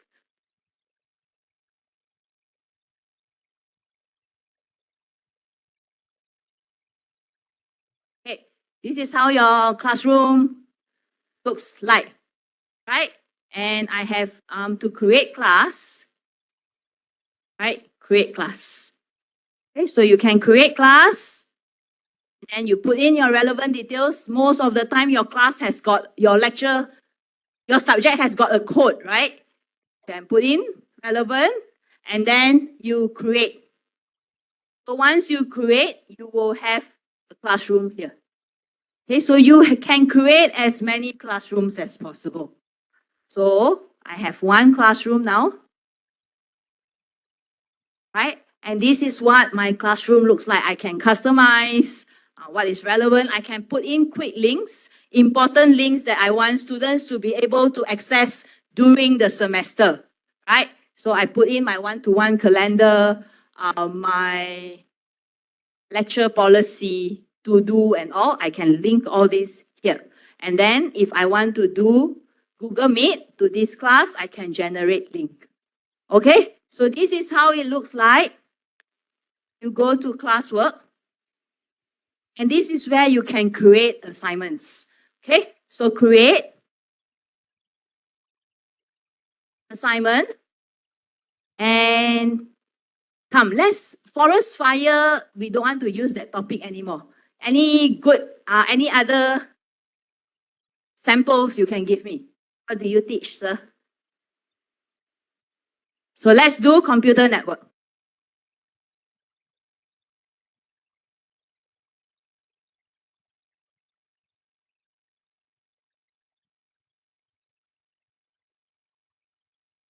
Let's do intro to computer network.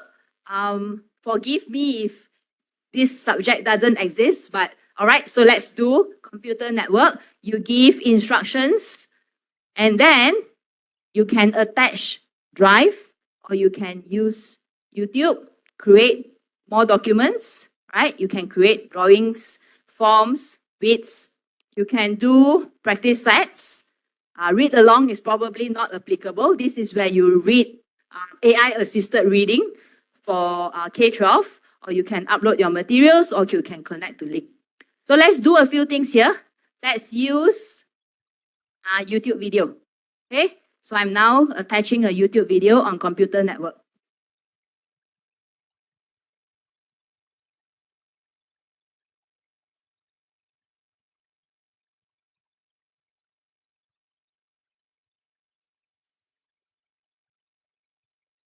Using this intro to computer network, right? I can immediately add a video to my Google Classroom, or a function which is new in Google Classroom because YouTube is part of Google, is for you to add questions in your video. So when you add questions in your video becomes interactive.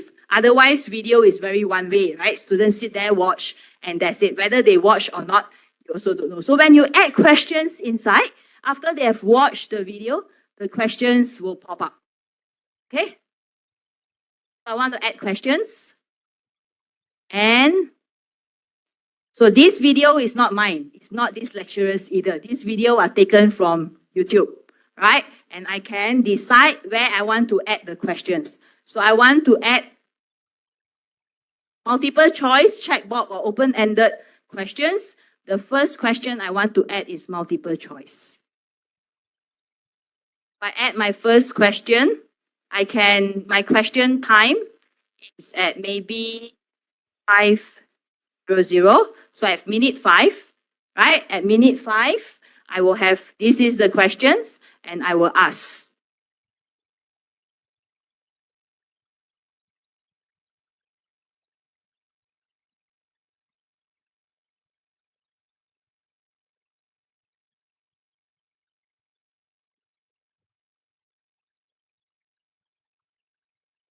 I can actually, if it's multiple choice, I can also shuffle order. Shuffle order means the ABC that appear on the students A's view is different from students B, because it's being shuffled, right? So ABC, and then save and continue.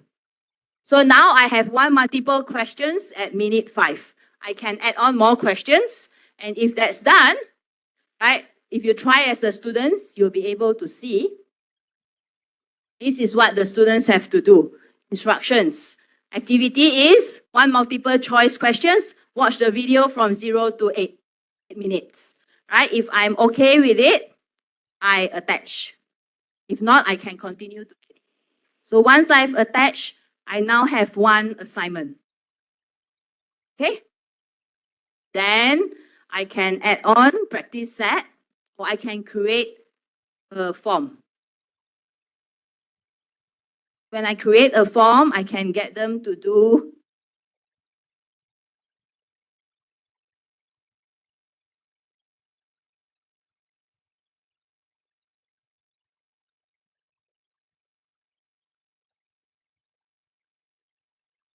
I will fill in my questions, right? Like how you use your form. I fill in my questions. Example, multiple choice, long, short, paragraphs, checkboxes, drop down, linear scale, right? How and all. And if I'm okay with this, I publish. Responder is anyone in your class, so you have to manage this, right? Manage, right? And then done. So publish. Now, in my Google Classroom, I have a form. Let me rename this. Okay, publish. So in my Google Classroom now, if I refresh,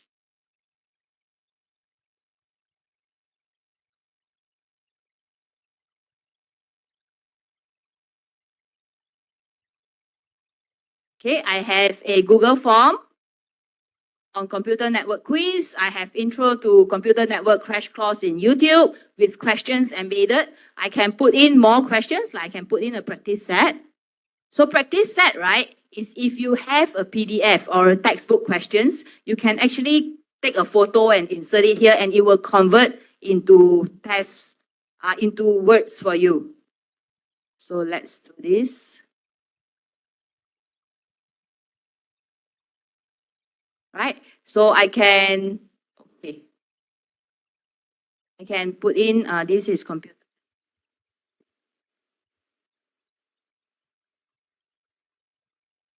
Right? And then insert image. So if I have an image from PDF that I captured, I can actually put it here, insert image from Drive, and then I ask the questions and enter correct answers. Right? And these are all the maths formula in case you need to use. And then extra help, meaning I put in additional resources in case my students get stuck. Right? Don't know how to do this question. These are the resources that will help my students. Click on this. We'll show you in a bit. Click on this and it will be, okay, read textbook page 2 and or video to help answer this question. So this is practice set. If I'm done, right, computer network, I attach. It's missing a correct answer. So I have to put in a correct answer.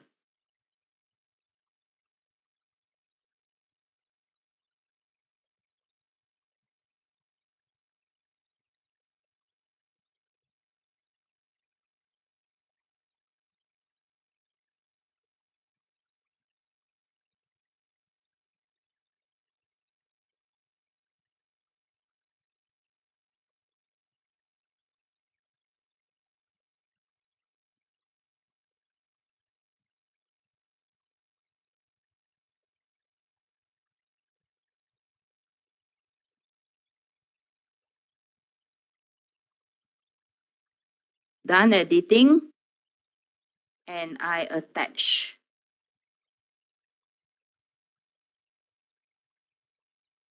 Okay, now my computer network assignment has got three things that students need to complete. Computer network quiz, practice set, and a crash and a video they have to watch. So if this is ready, right, you can have other add-ons. You assign to all students or pick selected students. When is the due date of this assignment? Right, and then time. And then what is the topic? In this case, it's computer network. Right, and then set category. What is the points, whether it's graded or ungraded? Set category here. So let's say this will take 60 marks. Right, and then save. This is supposed to be 60 marks. Oh, okay. 60 marks, okay? So, set grading period. When you as a teacher, you want to grade, and then rubric.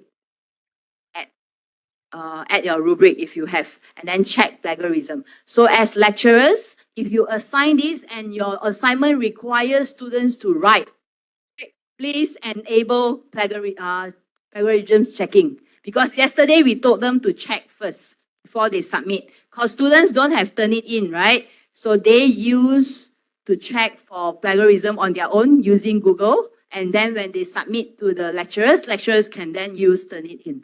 So check plagiarism, and then assign. Okay, so this is a teacher's perspective, lecturer's perspective on how to assign classroom. So right now you don't have any turn in, any assign yet because there's no students, right, in my class. So this is how it looks like. Can view instructions. There are 3 features that we add in. View instructions. If the lecturer put in an instruction, and the marks is 60 points. And it was, due yesterday. It's supposed to be due today. Okay, but I think you get the idea. Yes, Google Classroom. Okay, any questions from the teacher's perspective? Google Classroom from teacher's perspective. Okay, now I want to move to another classroom where it's Google Classroom from a student's perspective after the lecturer has on originality. All right, so that you get to see how it looks like.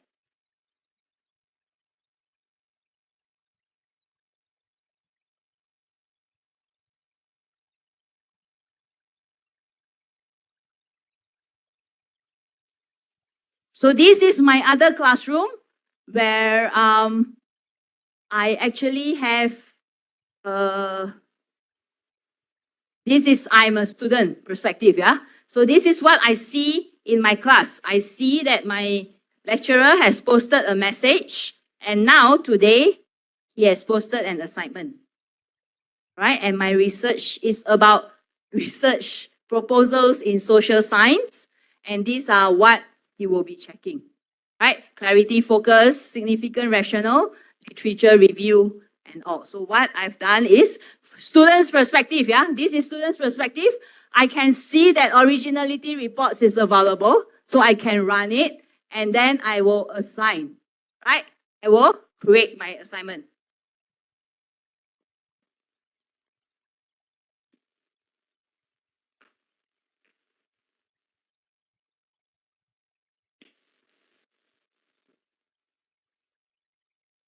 Rubric ataupun to use yang dah ada lah. The function is something yang add on to whenever your students submit their report, it based on the rubric yang you dah masukkan in terms of marking lah, right?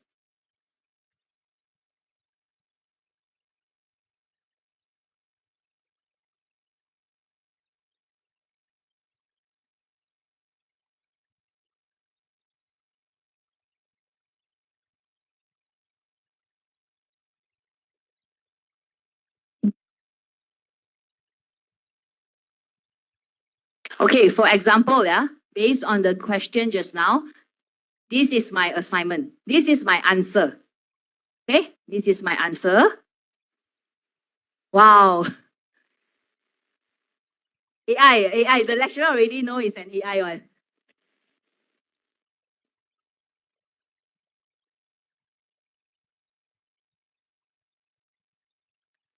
So I now have a Google Doc. I just opened my Google Doc, right? And the title is Research Proposal on Social Sciences. I paste my answer, right? Okay, and I paste at the wrong place. So many. Okay, let me just go back to that one. I open this. I have my assignments, right? So this is my assignment that I'm supposed to reply back to the teacher. So once I have my Google Docs assignment, you see this originality report. This is from a student's perspective, yeah? Students will see that I can run originality report. So I will run.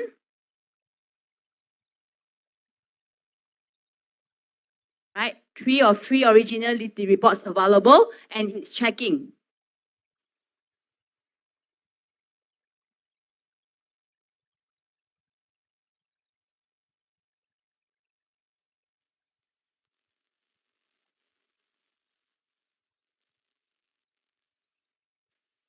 Okay, done. Okay, so my assignment just now, I've run originality, and I can actually check now.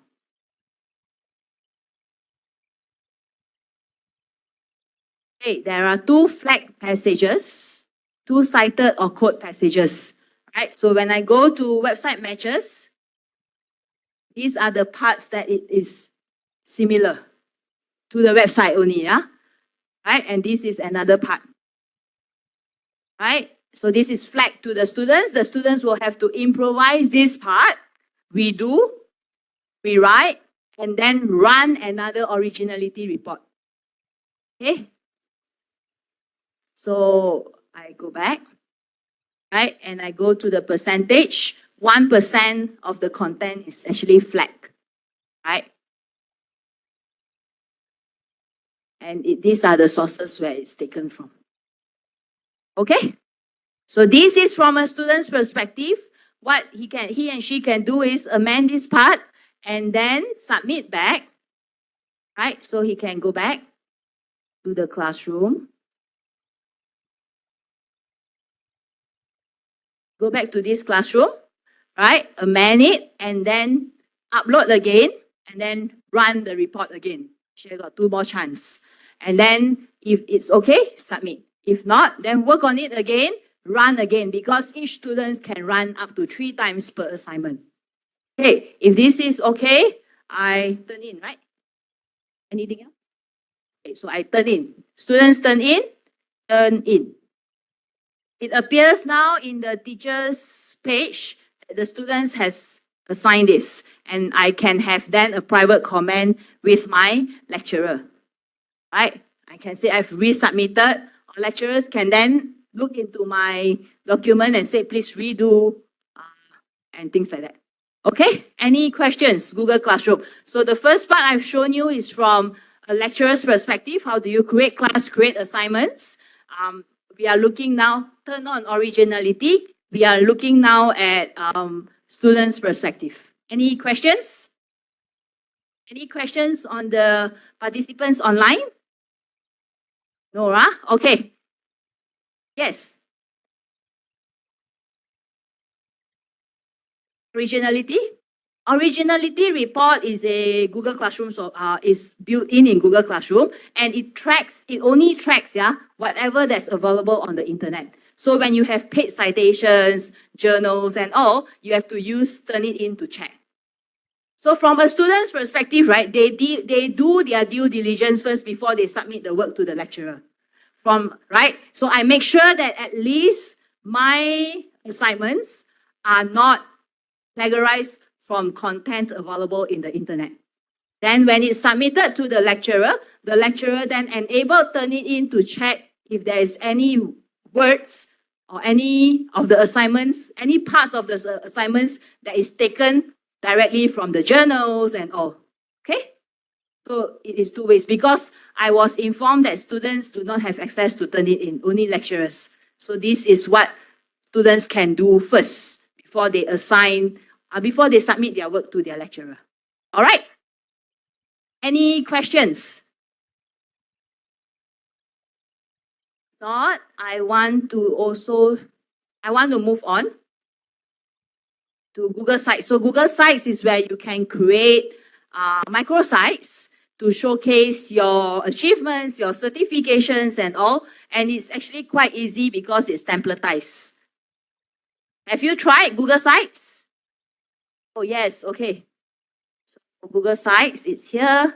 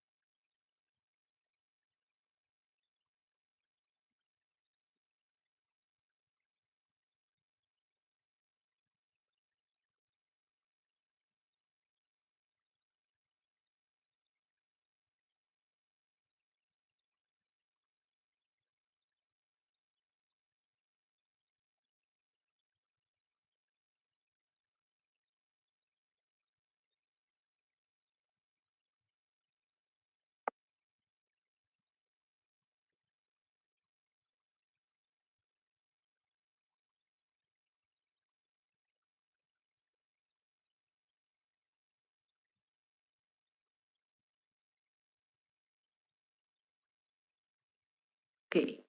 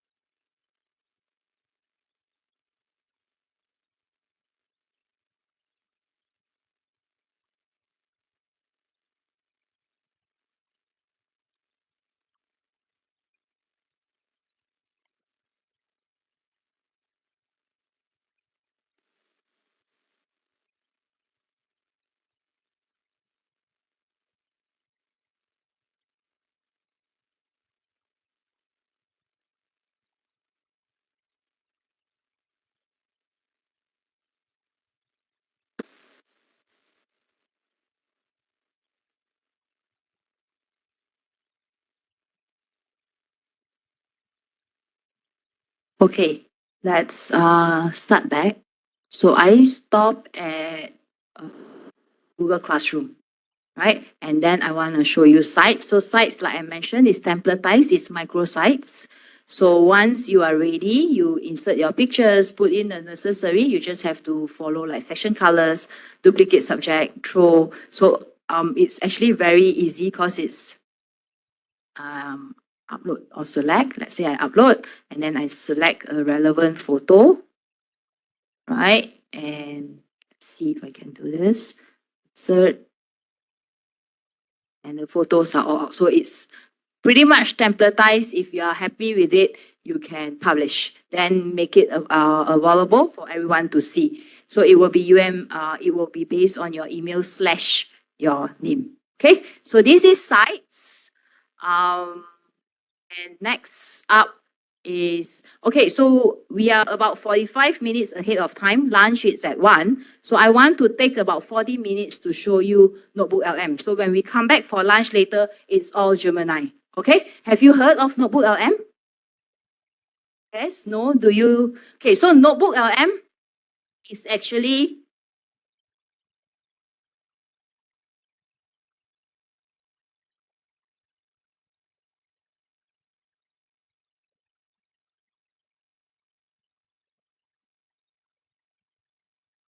So NotebookLM is your personalized AN learning companion designed to help you gain critical insights faster based on what you provided. So when you chat with Gemini or any Gen AI, right, a chatbot, it is based on whatever that's available in the internet. Sometimes there are possibility of hallucination, correct? Right, on certain topics. But NotebookLM is specifically designed and the output is based on your own sources, grounded by your own sources. So all of you under ums.edu.my, you can actually access to NotebookLM for free. Key benefits, yeah? It keeps your data private and secure. What you put in is what the output will ensure. It's grounded in the information that you trust. So there are accuracy, transparency, and also trust. From information to insights in very, very quickly, and multimodal, multilingual. So when I have completed 2 NotebookLM to show everyone, the Bahasa Melayu version was just launched last week. Right? So what you see now is actually, it keeps improving. So we will do 2 NotebookLM, one in English and one in Bahasa. Why, right? You say, why do we do 2? Let me show you first. So this is NotebookLM, right?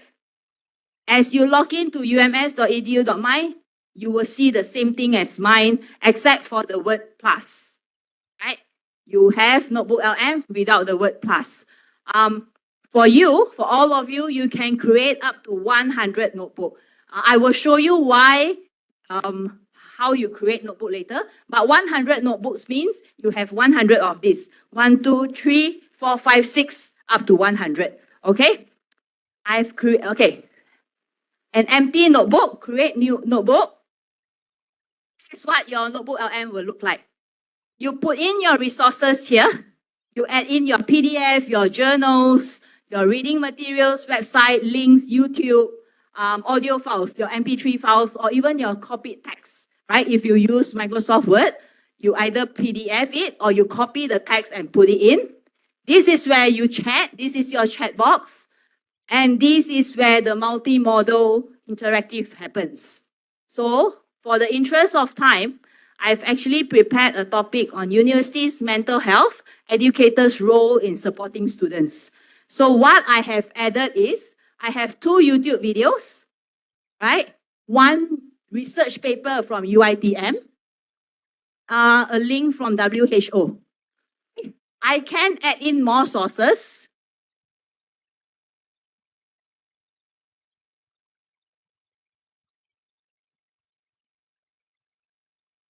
Right?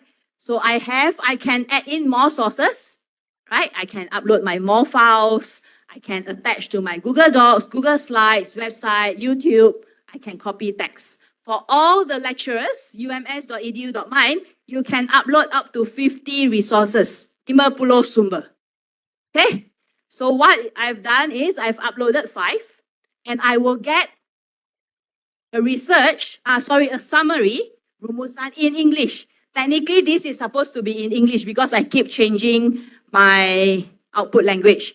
This is supposed to be in English and I can start chatting with it. So I can ask some of the questions, idea to ask, but I want to ask my own question.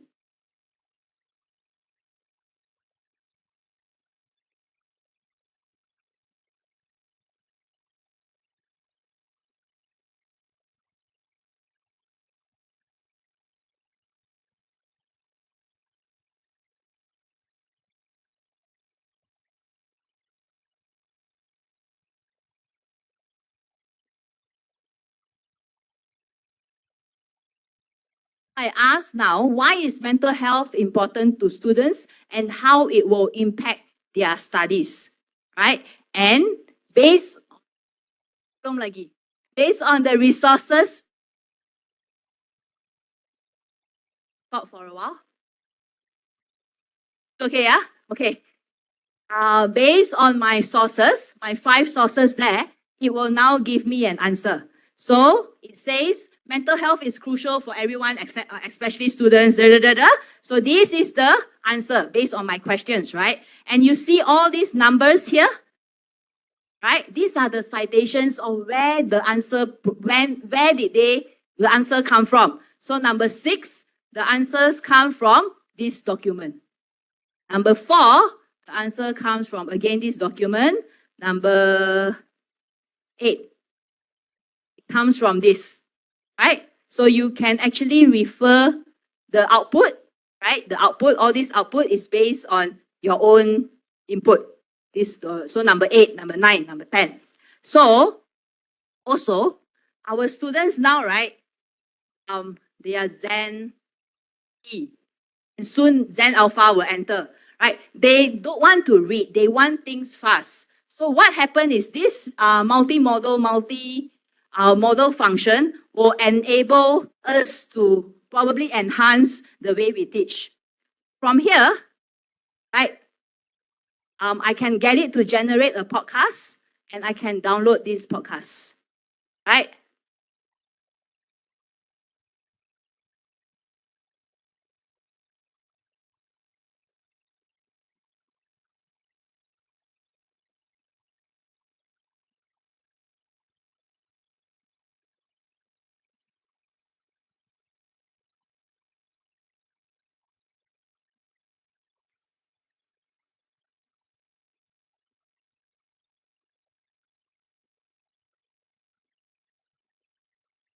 Okay, you get me?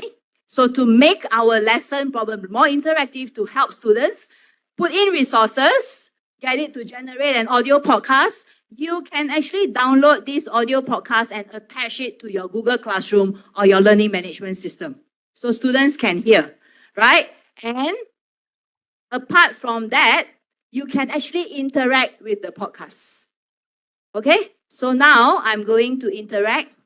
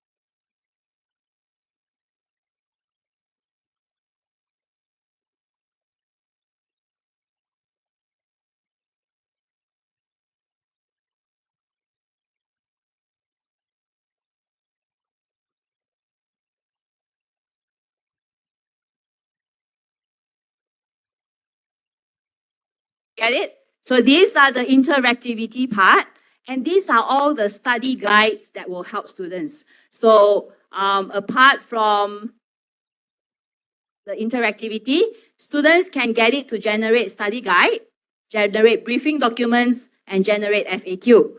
At the same time, we just launched mind map. So based on this, I've gotten my NotebookLM based on mental health to actually help me generate study guide, briefing doc, my FAQ, and mind map. So let's see. Right, my mind map. This is my mind map. Right, I can further expand it. Right, I can further expand it. Let me kecilkan sikit ya. I can further expand it. Right, I can expand everything. And this is how students can study. Right, of course, they can download. And once they download, this is how it looks like. The not fully open version. Right, what you do is you copy this, paste this in slides. You have a mind map on that particular topic. Okay, and then I also get it to help me generate briefing documents, right? So briefing documents, there are key themes, most important ideas and facts, right? Conclusion. I can convert this to source. If I convert this to source, now I have 6 sources, right? And then I can get it to refresh. So as I refresh, right? I refresh, it's now 6 sources. Right? And then I also get it to generate study guide, right? So where is my study guide, college student? This is my study guide. So I have quiz questions, answer key, and essay questions, and glossary of key terms. Okay? And I also have FAQ. I get it to FAQ. So questions, answer. So everything is ready now for students to do self-directed learning.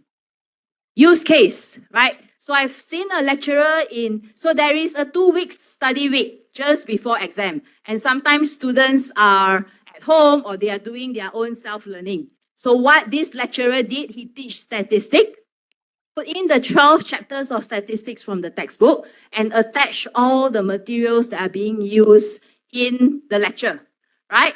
And then there's a summary here, there's a podcast, there is also all this attachment. What lecturers then share this, like all Google tools, share this to his class, right? At people at um.edu.my, at all the students. And what students will have access is this whole thing. 12 chapters and resources, a chatbot, and all this interactivity. So some of the questions that I've seen are, what is important in chapter 3A? What are the questions that my lecturer will likely produce from chapter 5? Right? Give me an answer key.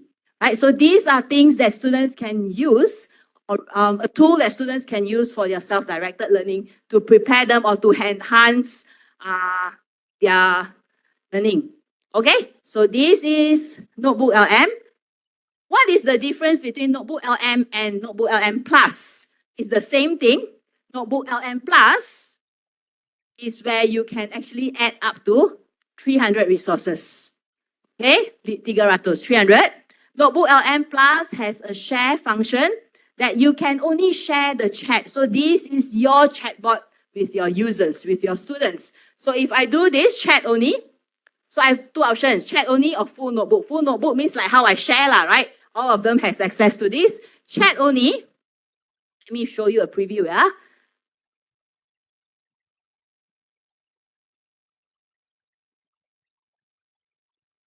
Chat only, this is what the students will see. None of the resources are made available or visible to them. None of the interactivity. So they start chatting, they will ask.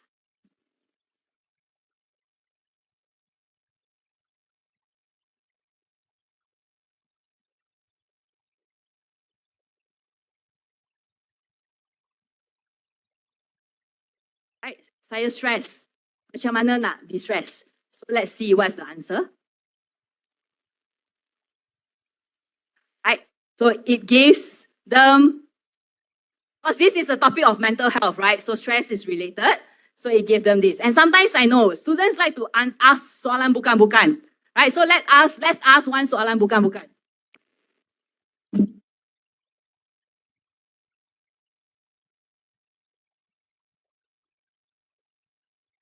Okay, macam mana kapal boleh terbang? Let's see. There is no information on how ships can fly. Right? Ships should be plain lah, but it explains. Right? Because the sources discuss mental health among university students, so there's no related information given to them. Okay? Right? So this is chat. And then if you have plus, right, you will be able to see the analytics. How many students ask what? How many students use this? How many questions were asked within this period? Okay, so these are the difference. I showed you now the BM version. Let me change. So to change your language, right? Default is in English. So you can change to Malay, which is in this case, Melayu. Okay, so what happened is my research paper is in English. Okay, research paper in English is all translated already in Bahasa, but because I keep changing my language, this is supposed to be in Bahasa. And the podcast will be in BM. So you want to ask questions?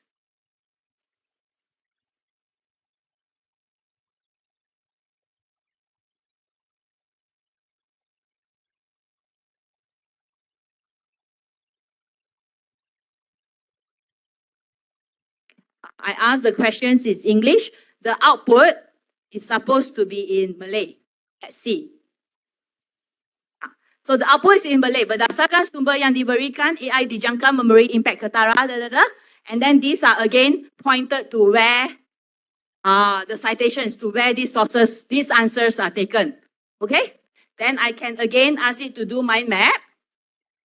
Right? Ask it to generate mind map. I can ask it to generate study guide, briefing document, FAQ, this time in Bahasa Melayu, because my output is now Bahasa Melayu. Alright? So melatih AI etika dalam security makanan, and then it's supposed to be kecekapan lah. So there's an error here. Let's produce a new one. But in the meantime, these are the podcasts in Malay. So you gauge, yeah, because this is quite new. You gauge whether the Malay is acceptable to you. Okay, sorry. Let's do this again.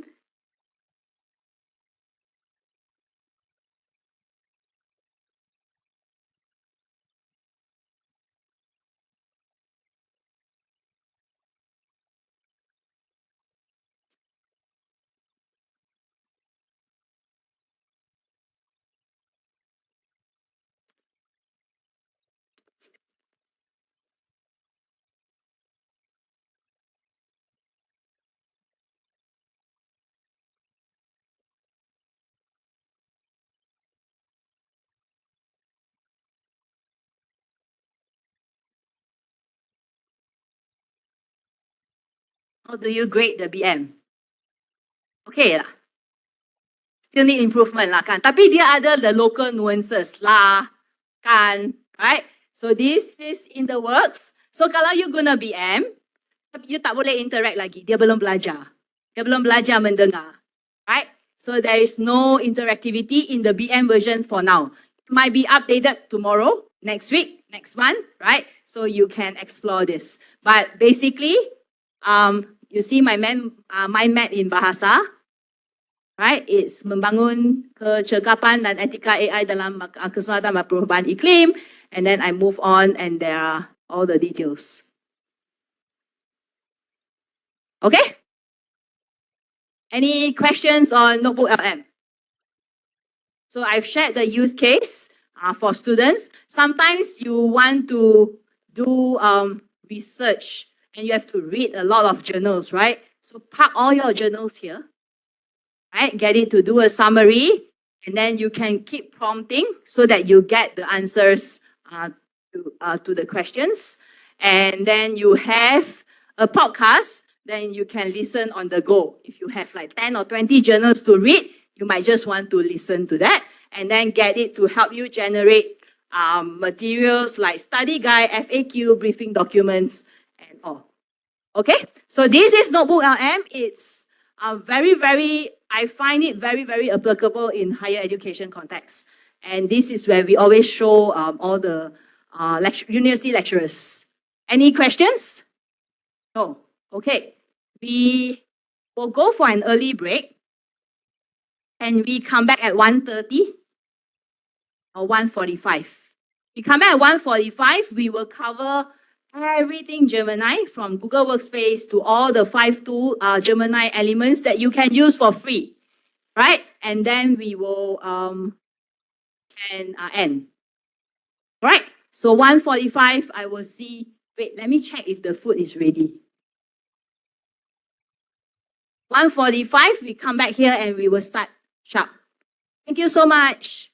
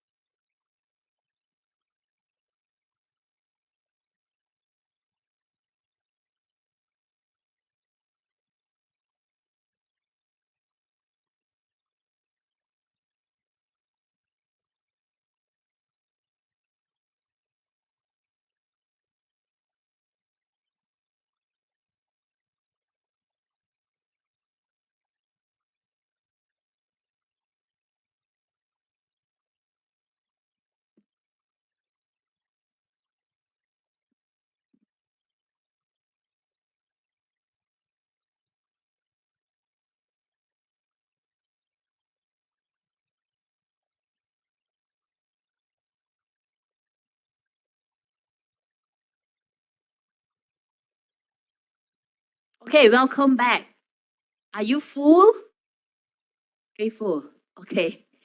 Now, this session, we will cover entirely on Gemini, right? So there are a lot of things that Gemini can do, or any Gen AI tools can do. And the objective now, this session, is to introduce Gemini to you. And we are planning to run a POC of Gemini Advanced to UMS via PEP. But we want to be able to extend that POC to about 50 lecturers in UMS. So what happened is, if you like what you see later, there is a feedback form that we inquire.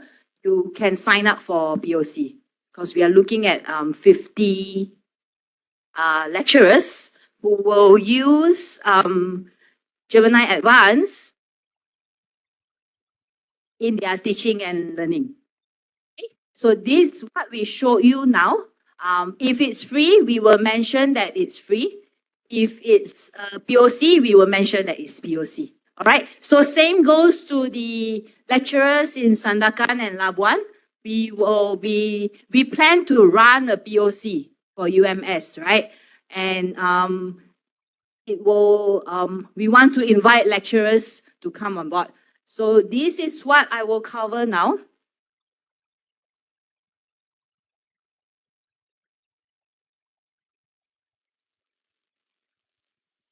Gemini in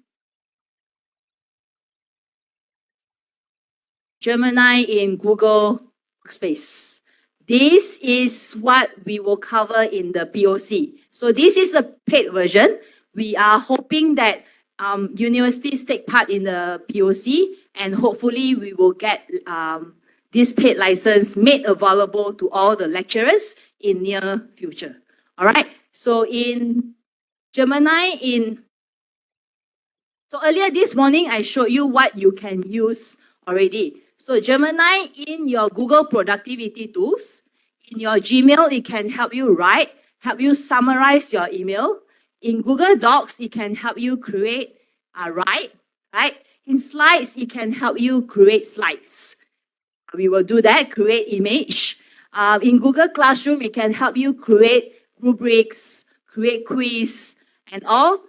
In Sheets and Drive, it can help you organize, help you analyze in your sheets. Meet and Chat help you connect. Gemini in Google Meet can help you write notes, meeting notes. So you don't need a third-party account. Okay? In the future, Gemini in Google Meet can help you attend the meeting. So you don't have to be physically present. Right? And yeah, let's see that. I am also looking forward to this, but it's not launched yet. All right? And somebody asked me, I think this lecturer asked how to create video. So it is available to use for free, but Gemini and Google Vids can create video in less than 2 minutes. Right? We will go through this very quickly. So I hope you will enjoy this session. All right?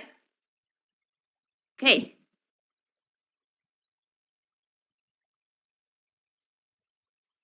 So after makan, right? So kadang-kadang nak tidur, right? So let's be very interactive.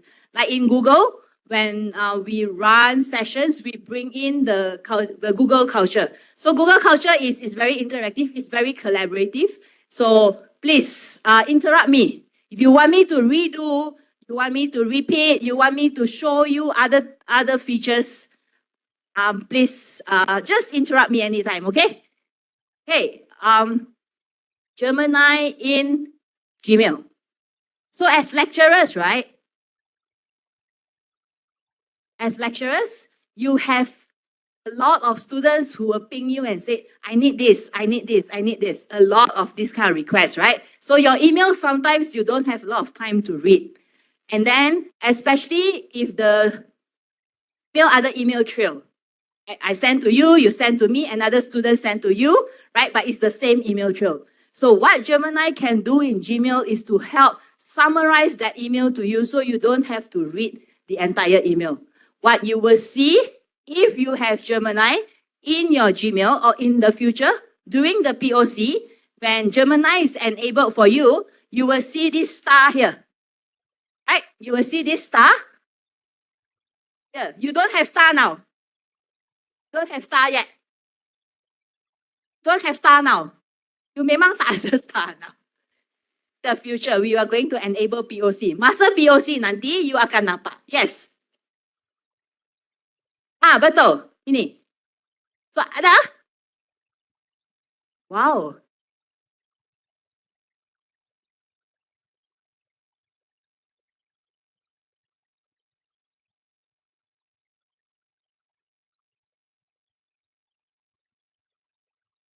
So, personal, you bayar ke? Sudah ada? Okay. Nanti saya check. Tapi, kalau you sign in dengan UMS, memang tak ada. Ada? Personal ada. Maybe personal dia bagi you try. Nanti you suka, dia suruh you beli. Okay. Okay? But in UMS one, for now, tak ada. But if you want to try, then you can use your personal one. But what is the difference, right? Lecturers, tuan-tuan, what is the difference when you use Gmail and your UMS one? When you use your UMS account, your data your input and your output is not used to train the machine. Because in Google Workspace term of use, dia dah ada kata dah. Dia takkan guna your data to train the machine. But if you use Gmail, there are chances keberangkalian dia gunakan input tuan-tuan dan puan-puan untuk train the machine. That's why when we work with organization, when we work with institution, we always say log in with ums.edu.my. Yesterday when I was with your students, I repeat this so many times. Log in with ums.edu.my so that the data stays within that institution. All right? Yes.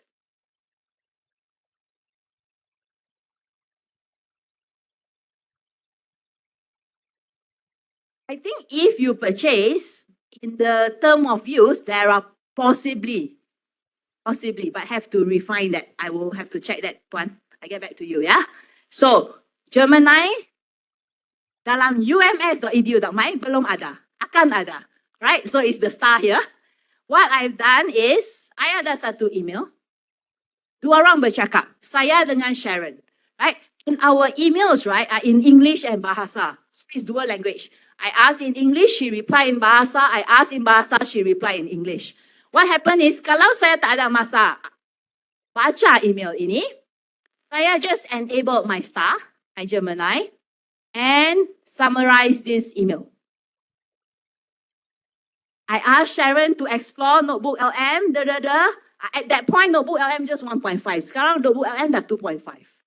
Right? Ask how to encourage lecturers, suggest awareness, dia bagi tahu. So this is the summary. I tak payah baca dah. Right? Is what? Okay. Okay, and I can read further. I can ask further. Okay, I can still prompt lah untuk bagi jawapan yang saya to read more. But basically, it's to help you summarize. It's also to help you write. Right? So you nampak the magic pen here? Right? The magic pen here, the Gemini pen here, can help you write. So you give it a prompt.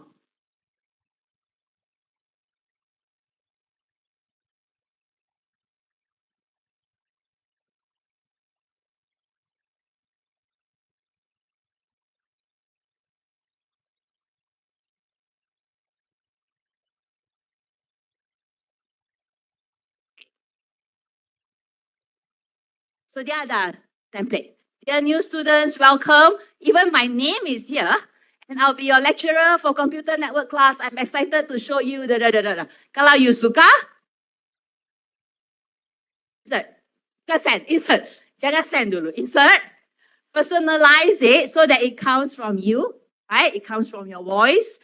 And then kalau you suka, okay, you send. Right? So this is help me write, help me summarize in Gmail. Next is help me write in Google Docs.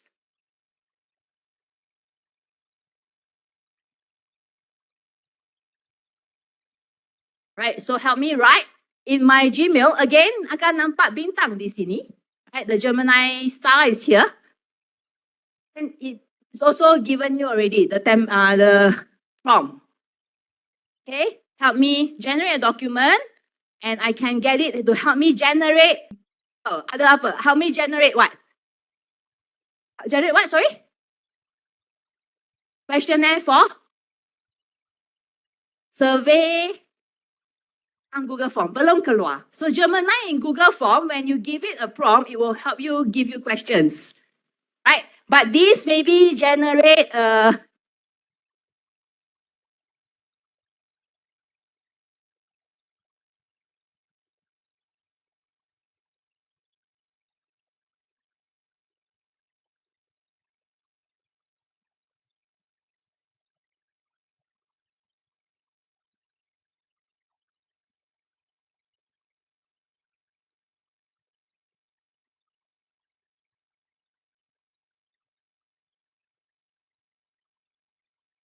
generate a proposal paper to help me get research grant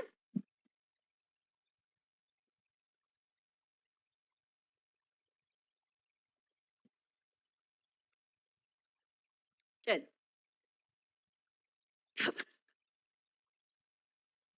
Okay, right, let's see.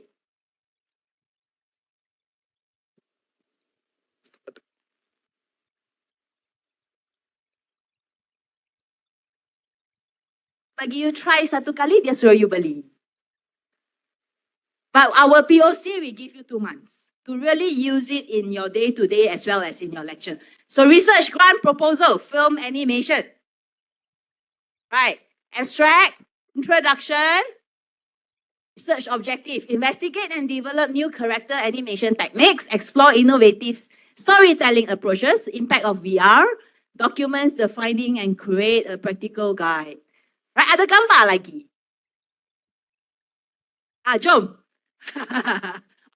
So give it a prompt and this is what you get. These are really beautiful. I did a proposal on on-prem server. The gambar ni ialah on-prem server.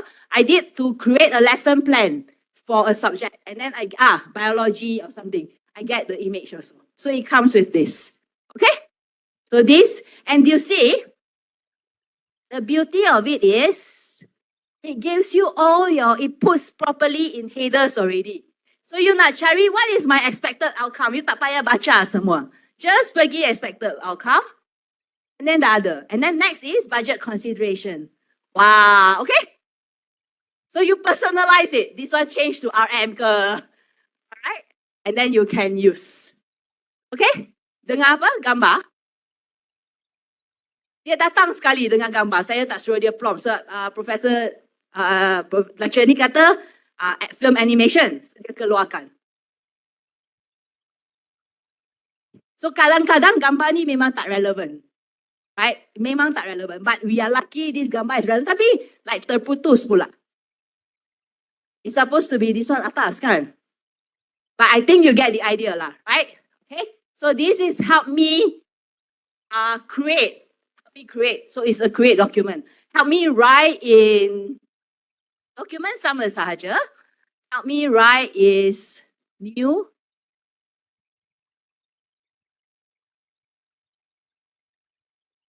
Help me write is create a event plan for a submit. Help me recommend.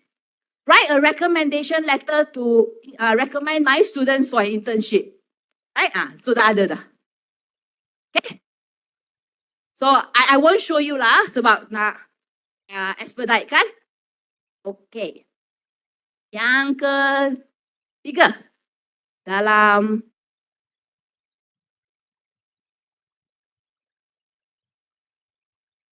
I like Gemini in Google Sheets because I'm not a data person, right? And I have a lot. Sometimes you have data to analyze, right? And then I'm not a formula person, so I don't remember formula. So what happened is, again, we use this KPTM data. I remove the filter. Okay, so I have data already, kan? And then, let's remove this because they're not relevant. Summarize this table. I just get it to summarize the table. It's a spreadsheet entitled attendance. Let's delete this. Okay, so then I can ask. Let's use this. Okay. So I have a research feedback from people. Let me hide the email address because of PII. Okay. So I have this data that is I get the recipients to fill up Google form and I transfer my data to Sheet, right? And now I need to analyze. Go to the star, the bintang, right? And help me analyze.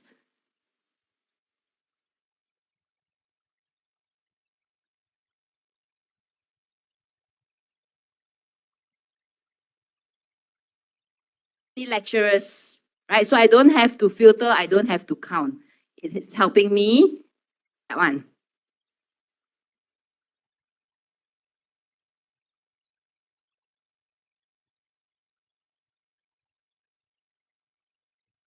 Tak faham pula.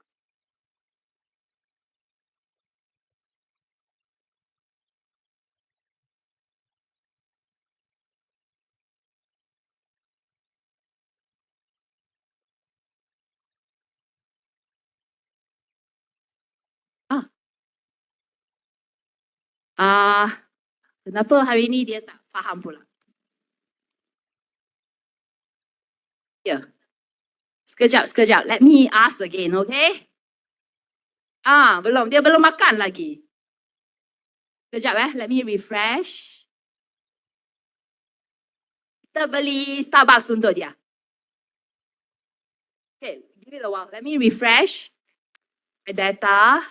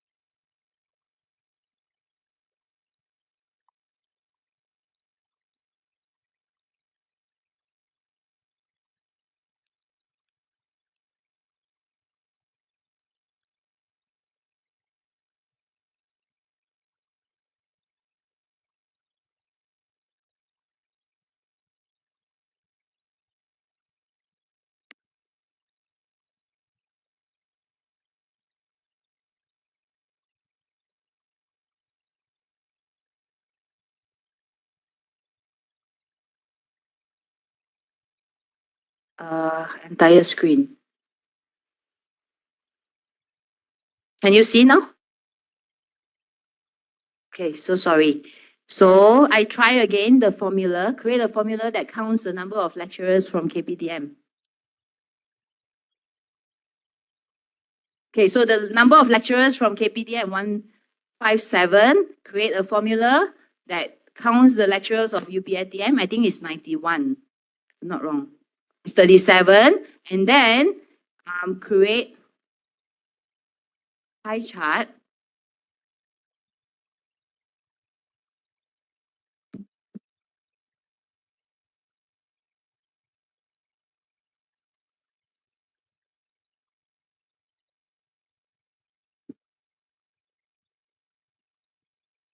Pie chart to showcase this breakdown. Let's see.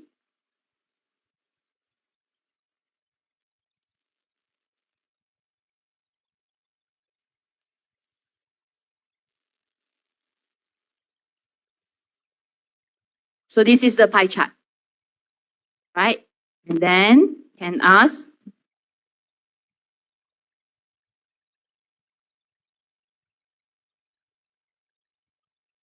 what is the percentage?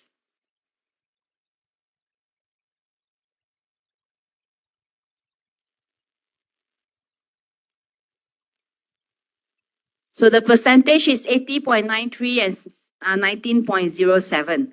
So you can also ask, I'll create a pie chart. So there's a pie chart now. Let's insert. Will take a while.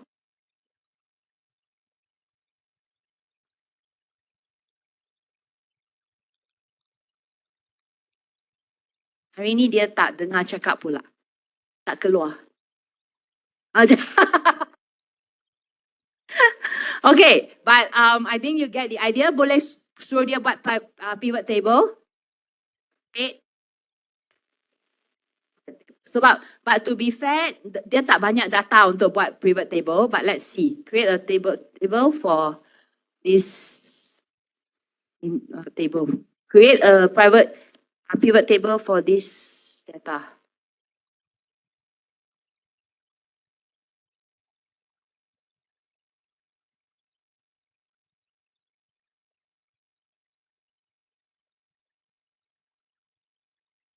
Okay, so I need to give it more context, right? Pivot table, which row, so it will continue to prompt you, and then you just have to answer, and then it will help you create a pivot table. All right, and then create a formula that calculate the average rating of Google Workspace knowledge, and then dia akan bagi formula, and then I think it will give you an answer. Right, so the formula result is this. This is the average. Okay, and then create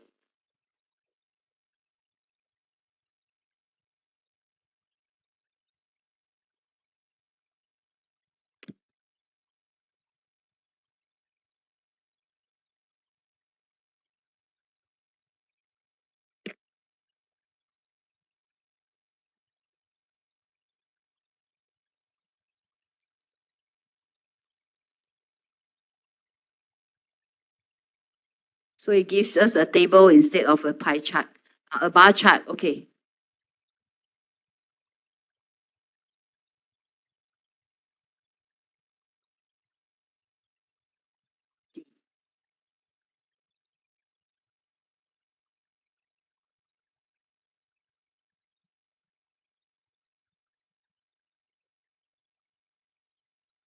Right? So this is the bar chart. I mean, of course, it still needs improvement. We have to, number one, clean up all the data to make sure that there's no repetition.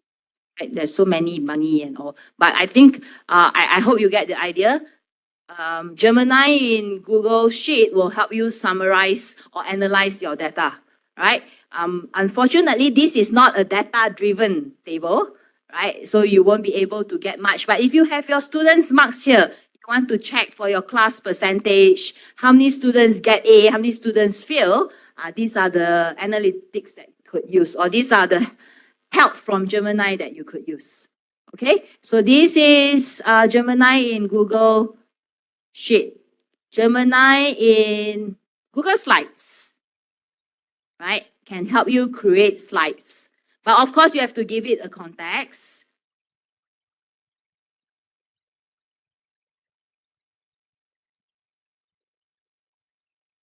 Okay, let's try. This is new.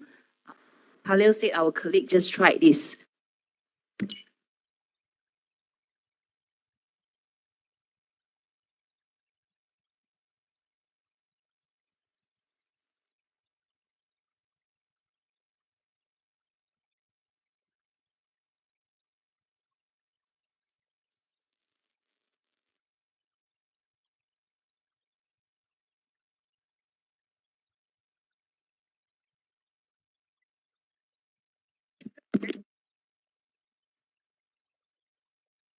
So, okay. Create a 10 slides presentation on the impact of asthma to children. Let's see. This is the first time I tried create 10 slides. Right? And normally I create 1 slide only. Nervous. Dia sampai sabar tak? Satu slide saja. Ayo, satu slide saja dia keluar. So asthma, children's health matters. Asthma significantly, and you can continue to prompt.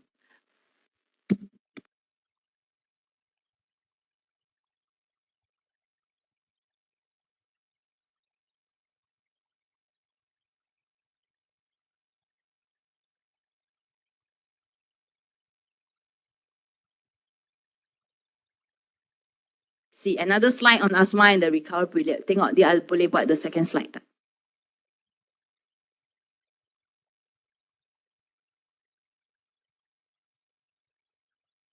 If there is a lecturer who will be doing a research, please look into the topic. Nanti kita guna Gemini buat. Alright, so this is another slide recovering from asthma. Probably not so much of a good example because there's markdown and unknown words. Let's insert. Right, so this is my second slide. I think you will have to personalize it, like improvise it. Dia tak cantik. Alright, but I think you get the idea. This is Gemini in slides. Gemini in slides also can help you create AI image. So kita create satu AI image, okay? Okay, sekejap. We share screen because the other day at a meeting, they tried create 10 slides. So, Khalil is sharing his screen. I'll stop sharing, right? Okay. On how they create 10 slides, right? Help me create 10 slides that explain the cause, symptom, and effect of asthma to children. Insert all slides.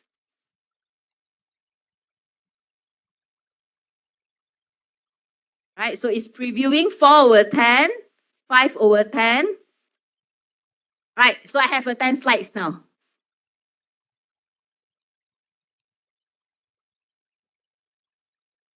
What's your prompt? Create I think because I didn't give a lot of context, so dia tak cukup buat 10, right? So this one give cause, symptoms effect. The other 10 slides. We are at slides number 8 now. Other slides number 9 and 10 tak? 9, 10. All right. So give it more context so that it can help you generate the content. Okay. I will share back. And like I mentioned, we can get, can you see my screen now? Okay, we can get it to also help us create image. So kadang-kadang tak dapat cari, right? The image or very hard to find, especially if you want very different image. So let's try a different image.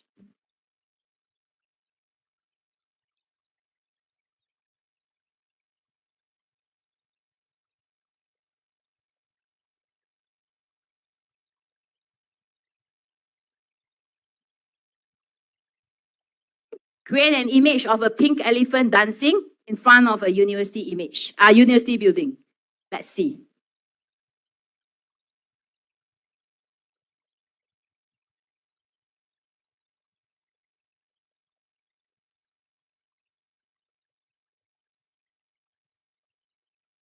Oh, okay, it's done.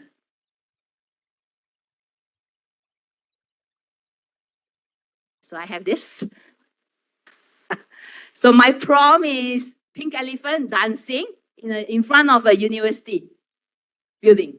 All right, so you can now create images that are probably non-existent, but of course, AI generated this, like the color mentioned just now, copyrighted, just give a credit, image generated by AI. All right, you can try. Create an image, we did it with UMT. Create an image of Batman visiting Ramadan Bazaar. Right, so it's quite interesting. So insert lah if you like the image. You have that. Okay, so this is help me create slides, create image in Google Slides. Okay, next. Sheets Drive, okay. So help me organize Gemini in Google Drive. You prompt find this file, right? So very quickly, very quickly,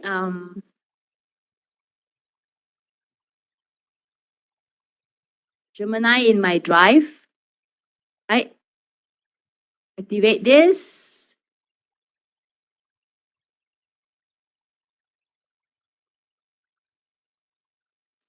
5 files on UMS.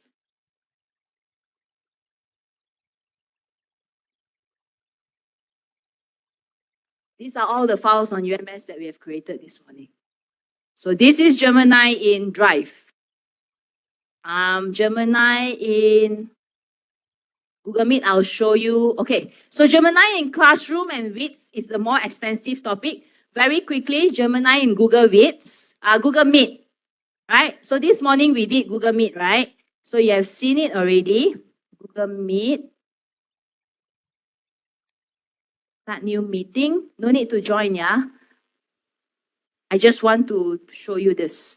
So Gemini in Google Meet, for now, this is the function. Take notes.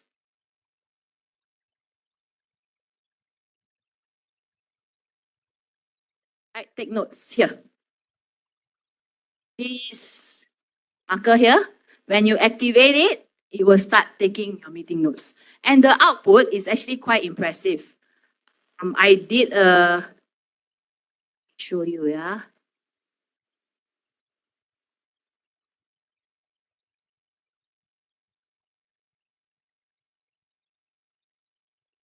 This is a meeting that Khalil and I had with another university, and we enabled Gemini. So this is the format where it comes out. Our meeting date, the title of the meeting in my calendar, who is invited, relevant attachment, the meeting recording, and this is exactly what we discussed. Right, summary,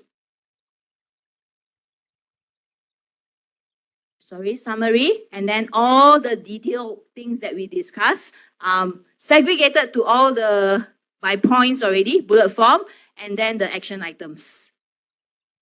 Right, so if it's done, then we just need to tick it done.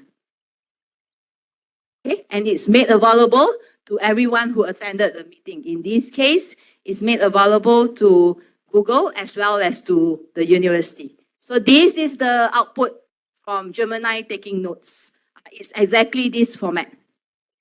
Okay? That's Gemini in Google Meet taking notes. So you don't need a third-party notes writing tools. Gemini attend meeting for me will come in the future, and I hope you'll be able to experience it when it comes. Next is Gemini in Google Classroom. So this morning I showed you Google Classroom without Gemini. Now I'm going to show you Google Classroom with Gemini. Right? You will see this.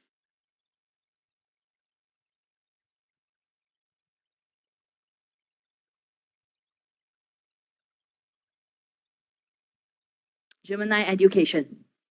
Right? So when Gemini is enabled in your Google Classroom, you can actually ask Gemini to create a lesson plan, generate a quiz, relevel text, craft. Let's do rubric. Okay? So what I've done with rubric is, I'm going to do this.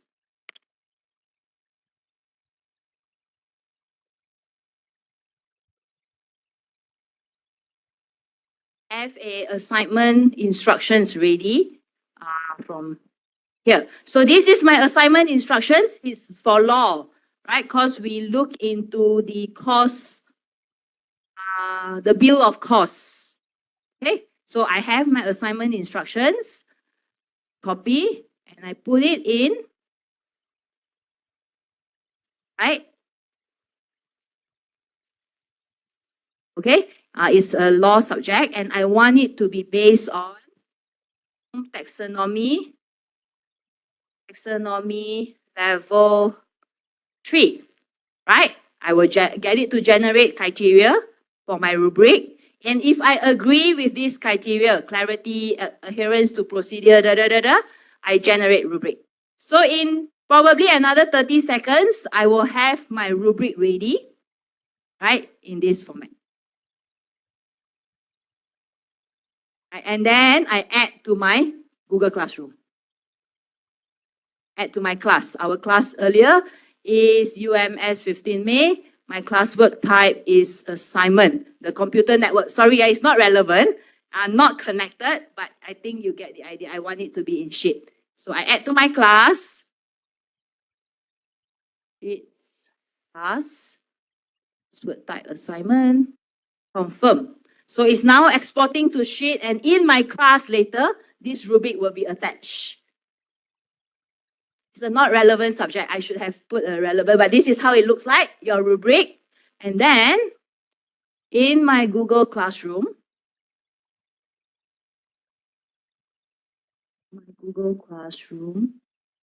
here, my UMS 15 May,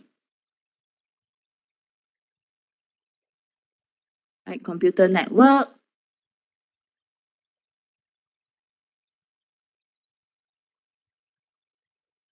Okay, so I make a mistake. So what you need to do is, before this, and you have this already, classwork, right, create assignment.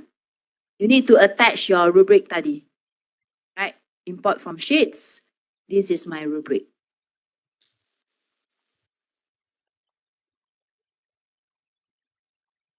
There, this is my rubric. I add, and then I put in my necessary assignment. So it's sort of like connected it there for you already.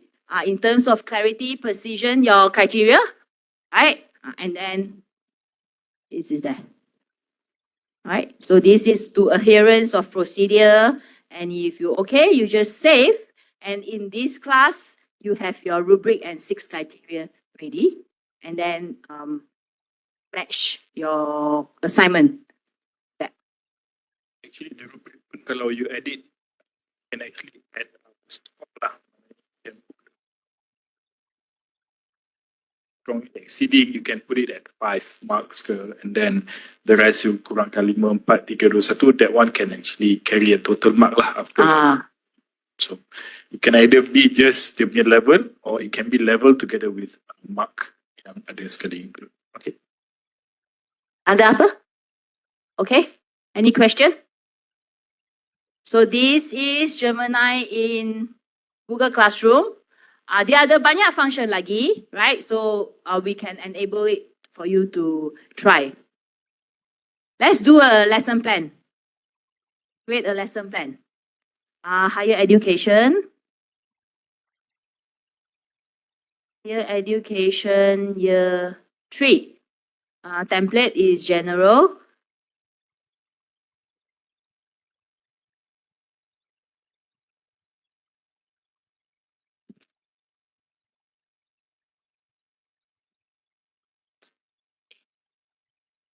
What topic?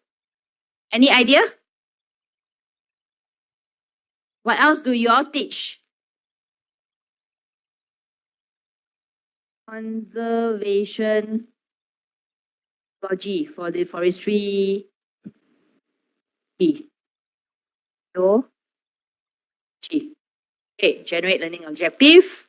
So it's higher education year 3, template is general, based on Bloom taxonomy level 3 on conservation biology. So students will apply if you are okay with this, generate lesson plans.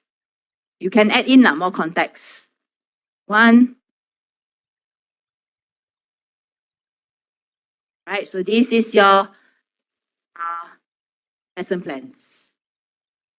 Analyzing ecosystem relationships, comparing in situ conservation strategies, developing conservation management plan, assessment and exit tickets. Right? Patut ada can identify relevant tukar you punya lesson plan can become like a student suka about storytelling, so you can create storytelling kind of hook to create attention to dapatkan more attention from your students. Or you can even from the lesson plan, if you click on generate quiz, they can help you to generate quiz. So this is where atas tu you can put in, let's say you want 15 questions on. Sorry. It's okay. Zimi nak cepat habis. Right. So here's the thing. Dia akan terus createkan question and the answer.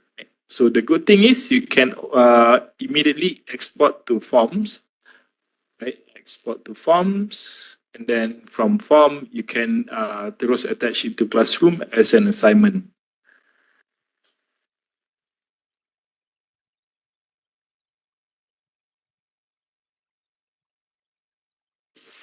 Now in your Google form. Yeah. 3 questions, right? Just need to key in on the objective part, and then the rest is the AI, the Gemini dalam Google Classroom can actually helps you to generate the rest lah. Okay.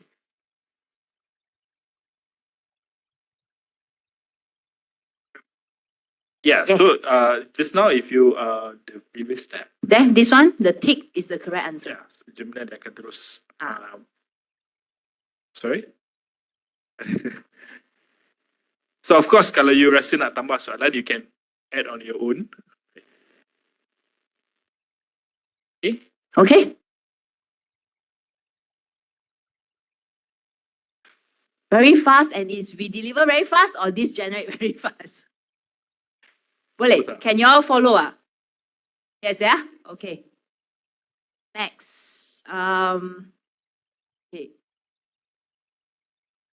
So, kalau the video, these are the relevant video, I can actually export to docs. And then there's already a lesson plan with all the resources ready. Okay? I can export to docs. Next. Anything else in Gemini in Google Classroom that you want to see? These are some of the things. Adalah, tackle common misconception, translate your text, create a vocab list, right? Build a choice board. So these are things that Gemini in Google Classroom can do. All right. And then now, Okay, I want to show you Gemini in Vids, Google Vids.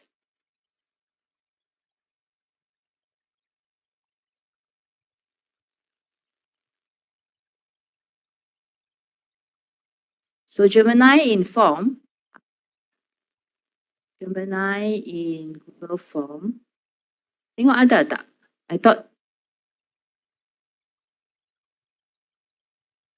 So this is new. This is new to me as well. Thank you, Khalil. Gemini in Google Form. Tadi ada lecturer tanya kan, macam mana nak buat. So you just create, give it a prompt.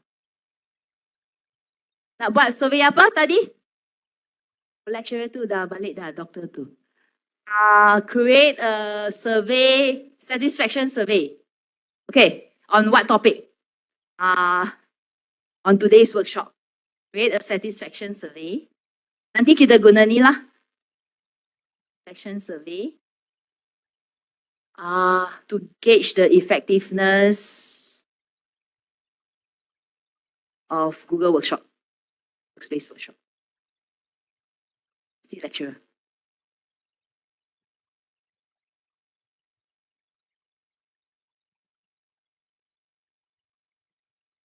Okay, so now,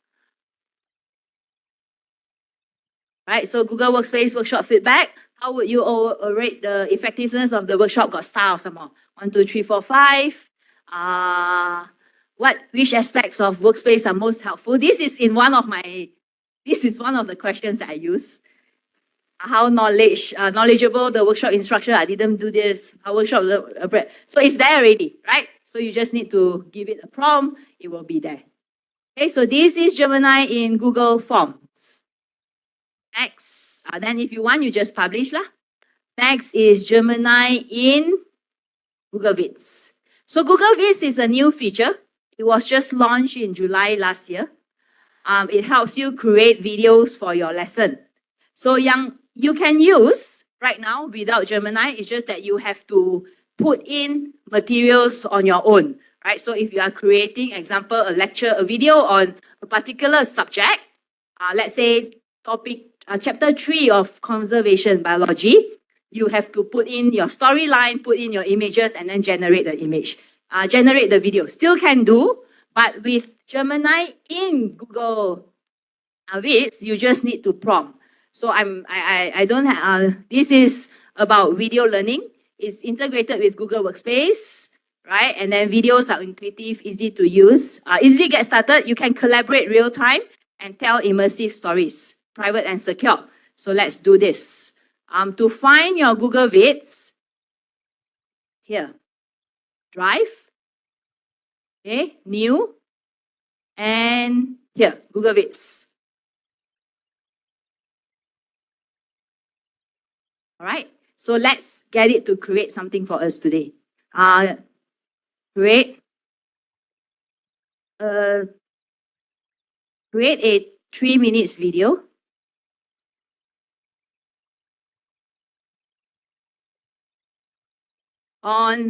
Give me a subject. Miss, what do you teach? Physiology. Okay. Theology. I'm like thinking how to spell. A particular topic.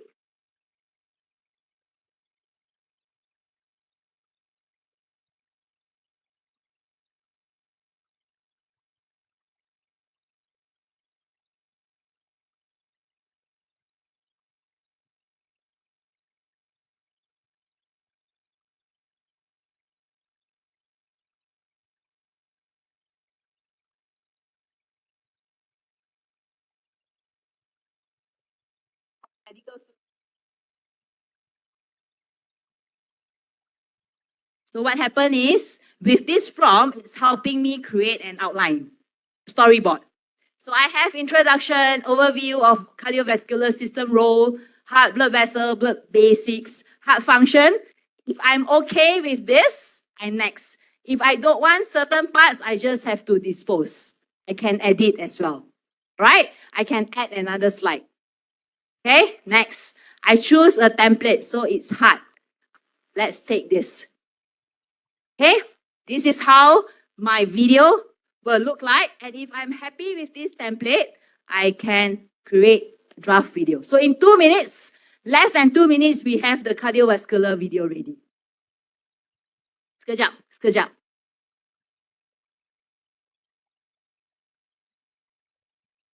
So dan gambar dengan video dia macam tak kena sangat. But do you macam mana nak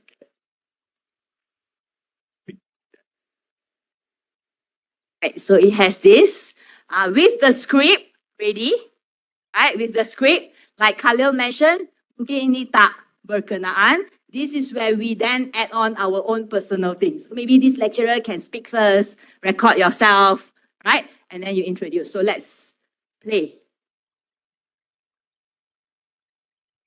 Play first, then we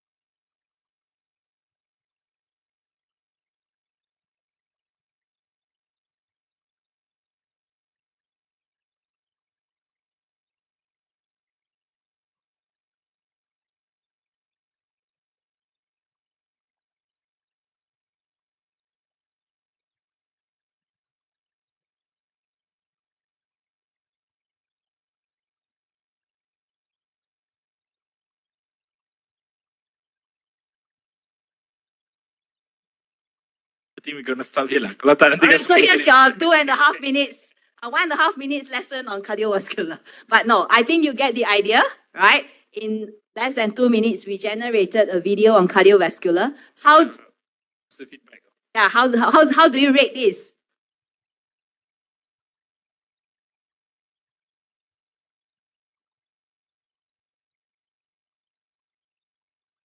You can take question.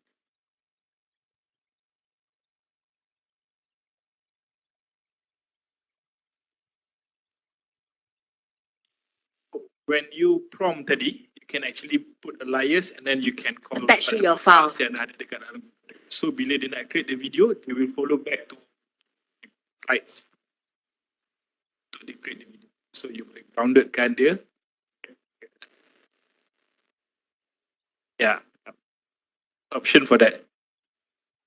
So we do that again sekejap lagi. But if you have something, developing something from zero, right? You don't have resources and all, you can actually personalize it. Khalil, can you help me to go to the video? Right, so you can actually record yourself.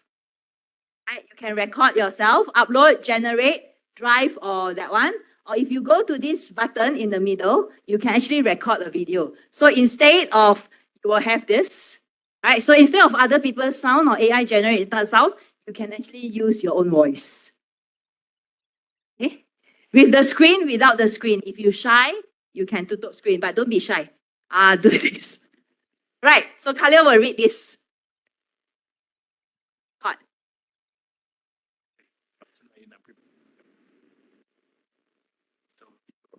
Vascular system designed specifically for first-year medical students. If you like it, you insert, you can preview first. Right, and insert.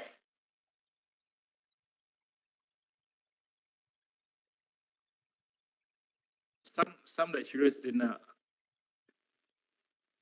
do them to return still student kalau tengok. So good. So you can include your pictures lah. Kan? So that's an option for you. Kalau rasa malas nak cakap pun, then that's always a way you can generate voiceovers for every script. So this script dia dah pre-made lah, dia dah siap-siapkan terus. So you can change it if you want, ataupun you can just use apa yang dia dah bagi. Okay? Okay, let's do one that we draw from somewhere, right? So that you know how I can show you how to use it. So again, my video, right? Vids. Create a video, right? And then I want to draw the file. So what happened is,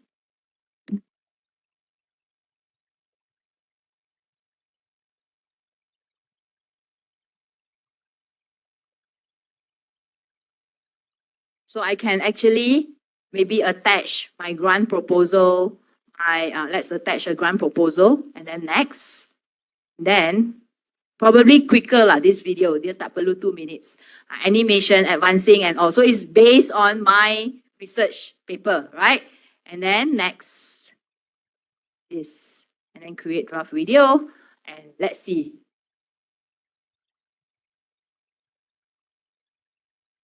Tak ada, belum ada.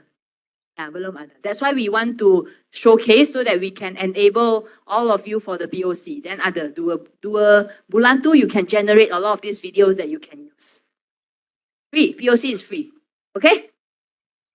Right, so this is our film animation research study 2, right? And let's play. Probably the image in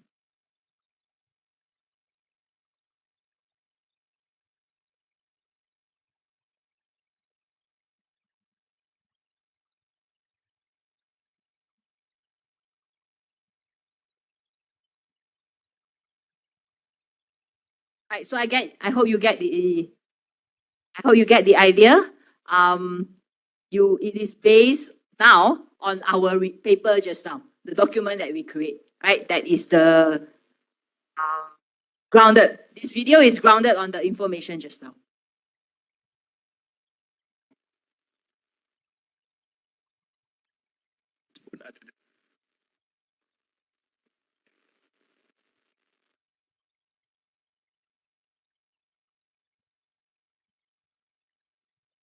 Of stock.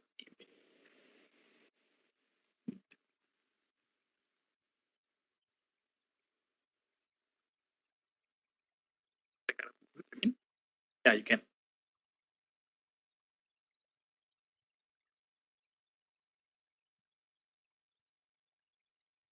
This thing are fairly new in terms of template pun tak banyak sangat, I would say. I think pretty much dia banyak focus on enterprise or corporate punya kind of template lah. All right. So create image. So my prompt is a cute boy animation. All right. So this is Google Slides. Google Vids. Sorry. This is Google Vids. Next up is, okay, so I've covered all the productivity tools, right? And we want to start with Gemini. We have about 30 minutes. Right? Pernah guna tak Gemini? Atau guna ChatGPT lebih? ChatGPT, okay. Okay. DeepSeek? Copilot, okay. So Gemini is a Google product. It's your powered assistant. So Gemini for education, tailored for education or teaching and learning and research use. Why? It saves time. It makes learning more personal. This is where we can actually get Gemini to help us personalize our feedback to our students, inspire creativity, and empower our students to learn confidently while keeping your data private and secure. So 5 things, yeah.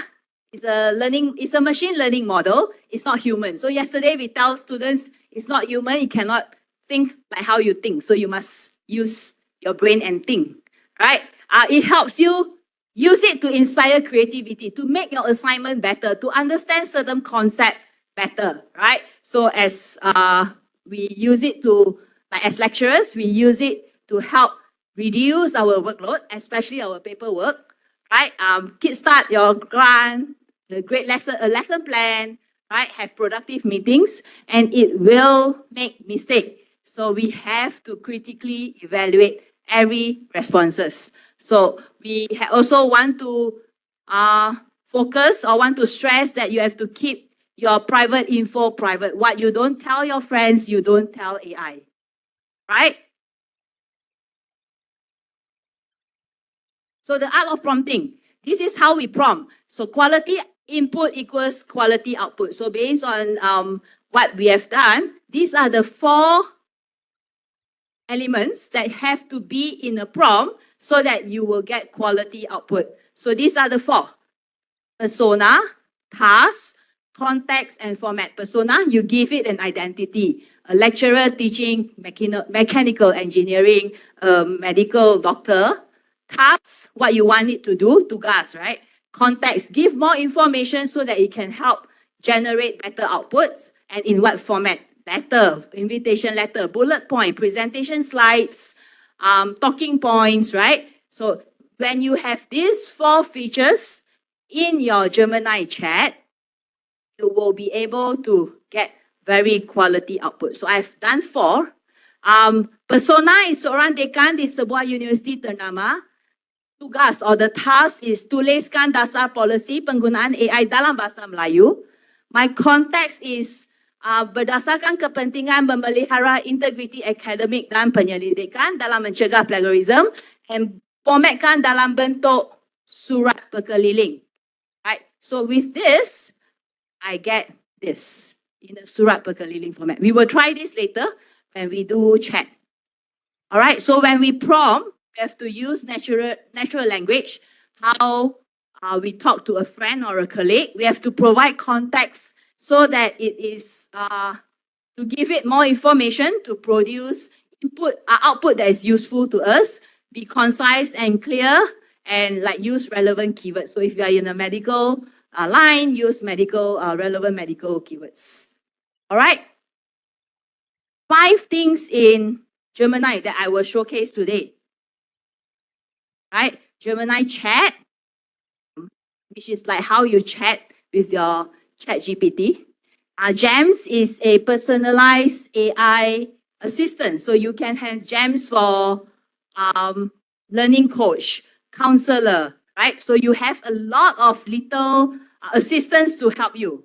Deep research is where you do your research. It will show you the thinking process and how it actually crawl through all the websites available. Canvas is for you to do coding or writing, and then audio overview. So let's do the first one.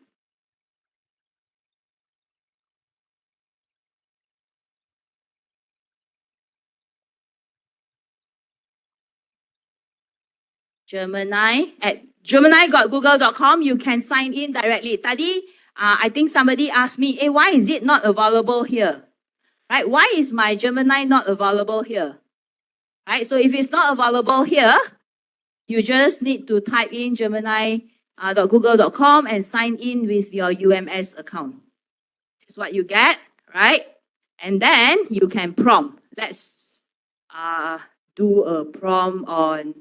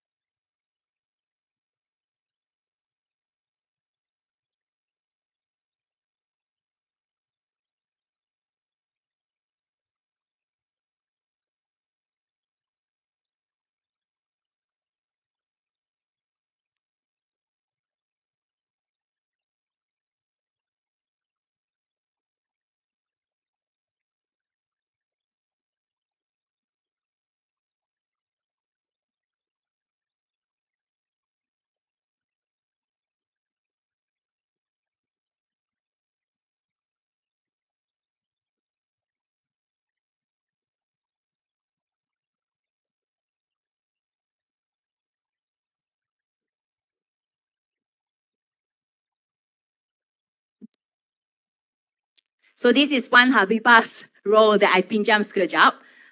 Center of E-Learning in the US. This is write a proposal to implement hybrid learning for all students during the upcoming festivities. Present it in a proposal letter format. So this is the format. This is the output. Right?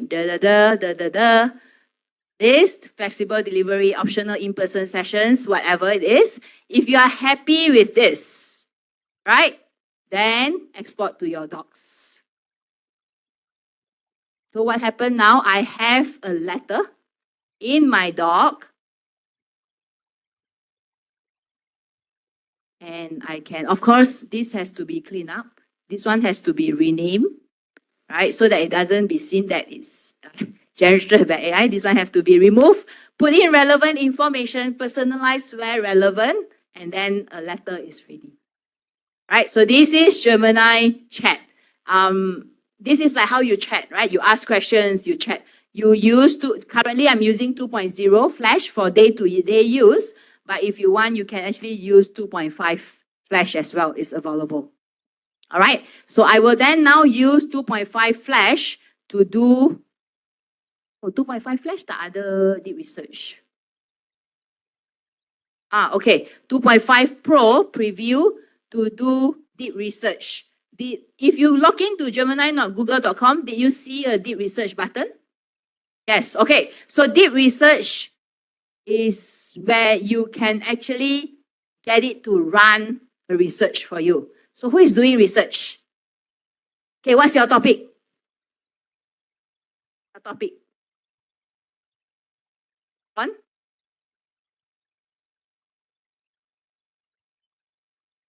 Stimulations, STI. Okay, computational. Wait.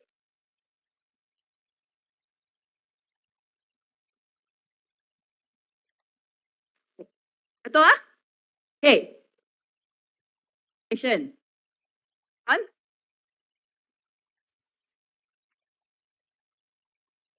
Okay, okay. Oh.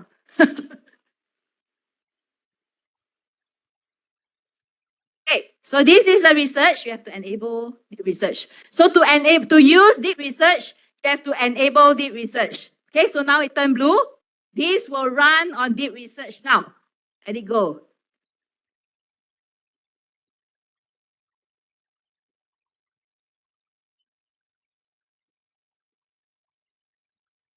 Ni tak payah 6 bulan. 6 minit saja. Tak apa, nanti saya share any file. I share this file to you, okay? Okay, so it gives you now its thinking process.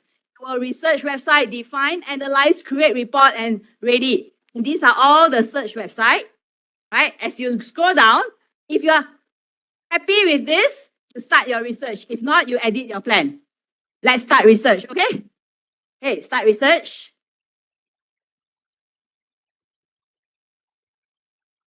Right, it shows you the thinking process now, how it's think, what is being done.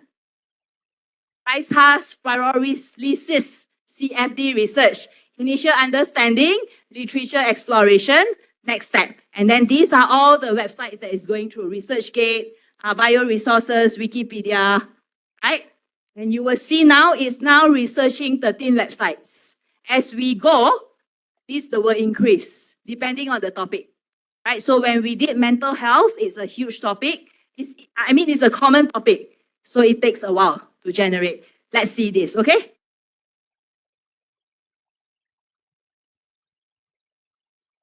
All right. Okay, while we wait for this, the output of this, so now it's still 13 website. We do GEMS Manager. So GEMS Manager is where you can actually create different persona for your Gemini so that it can help you do different things. So sometimes you are a lecturer teaching a certain subject. You are also sits in a committee to ensure that there's as career counseling example, right? So you can actually set, now it's researching 26 websites. So it was supposed to circle this, complete this circle before you get your report. So we'll come back to that. GEMS Manager is here. Gems Manager. Explore gems. Okay? Right? Explore gems. Everyone is there for everyone. Use it, and preset for you is brainstormer, career guide, coding partner, content creator, a lot more. Outreach specialist, learning coach, sentiment analyzer, right? Writing editor. I have set a few manager to help me. So I have Spanish translator, chess coach because I want to play chess, Malay language translator. So when I go in to, let's create a new gem. Right, create a new gem, you give it a persona. So today we want to do a cardiovascular expert. Right, and then I am an experienced cardiologist, right? So you call cardiologist. You put in a persona here, and then okay, and then you can rewrite instructions, can get Gemini to help you rewrite instructions. You can add in relevant files that can support this cardiologist, right, to give it more persona. So in the future, when I prompt anything on cardiovascular, I don't have to put in the persona anymore. I just need to find gems, my gems manager, and I ask, why do I feel chest pain? Right? So if you can ask, why do I feel chest pain? Instruction actually you can masukkan okay when prompt atau tanya any questions yang and then so with the follow-up questions whether people wants to ask about something else that is something that you can put in the instruction to dictate how the gems actually responds to your user. All right, so why do I feel chest pain? This is an information purposes only. So it asks you to consult a professional, but it gives you an answer based on my expert as cardiovascular. Although dia tak banyak information, but I wanted to share that if you put in more information or if you fit more information to this expert, it will become an expert. All right, so you set. So one person boleh, at one time you boleh jadi translator, can content creator, you can be a you can help gamify my lesson, right? So you give it a different persona already. So when you want to use it, you just find that persona and do it. So yesterday when we had a session with the student, we did a session on brainstormer where they actually set a persona as a brainstormer and asked the brainstormer to help me generate ideas for this assignment, right? How do I improvise this assignment? And so this is Gems Manager. Right, you can have up to 10, right, Khalil? It's gems, if I'm not wrong. Right, you have 10 gems. So you can be you will have 10 different AI assistants. So this is Gems Manager, like I mentioned, is available here. Right, a gem and a Gemini logo. So let's see our CFD simulation. It's researching 63 websites. It's going to take a while. Right, it's not done yet. So we will come back later. Next, I want to show you how to use Canvas, right? So Canvas is here, is to help you with coding. It gives you code that you can cut and paste and put it and apply it very relevant. So let's do you know Pac-Man? Do you play the Pac-Man game? Yes, okay.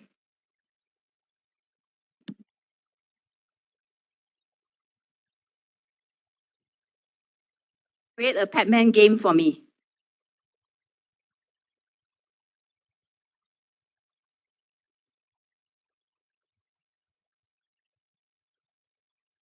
Oh, sorry. Let me do it again.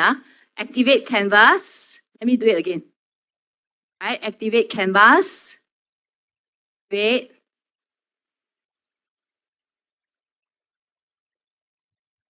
The Pac-Man game. Samba? Sulat pendek gak tuh? Udah maksud Samba. And this is all the codes. right? And it's still generating. Once it's done, this Ano preview will come out and this preview will Pero show ka you natin how the ano? Batman games look like. So give it a while.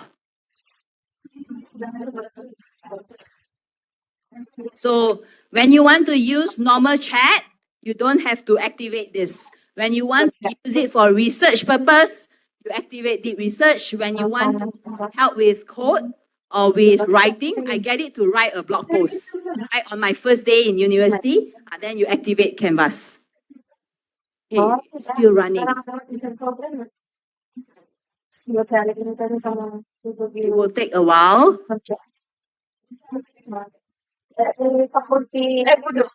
Because I'm also running Sabi ya, research split mat ko niya at the no. same time. Ya, anjo. Pero internet split mat ko. Kan orang ada HQ tu. Banyak I shall not run two at the same time, but yan juga.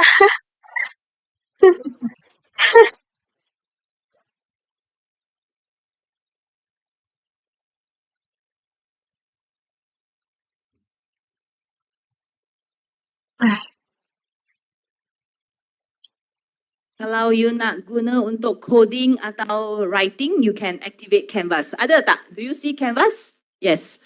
Deep research is for you to do research. Gems Manager is where you can have different persona to help you. This is my Pac-Man game. Right? And then I start game. Bila mau habis ni. Game. Astaga. And I have to run. Right? I got caught. I need to restart game. All right, but I think you get the idea, right? You can also get it to help you create a landing page, right? Canvas.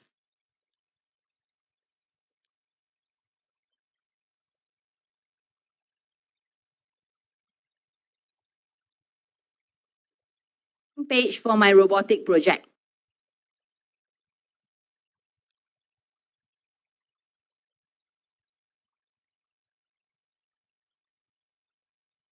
This should be easy. Need so long. Just shut. So what you do is you can cut, copy and paste the codes and then apply it where it's relevant. Okay.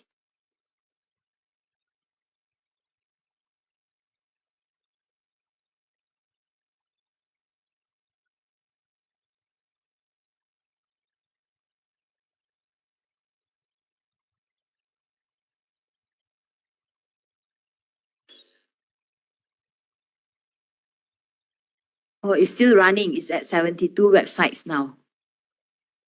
So it's a long, long paper. This is my robotic page landing, robotic projects landing page. Right? It has given me everything. I just need to copy the code and then apply it. Very relevant. So I've shown you now 4 things that Gemini can do. Right? GEMS, deep research is still running. Canvas, and from Canvas, from deep research, we can generate audio overview. So audio overview is something that you see in NotebookLM just now, the podcast. Right? Any questions? Let me see if I covered everything. Okay, we have another about 15 minutes.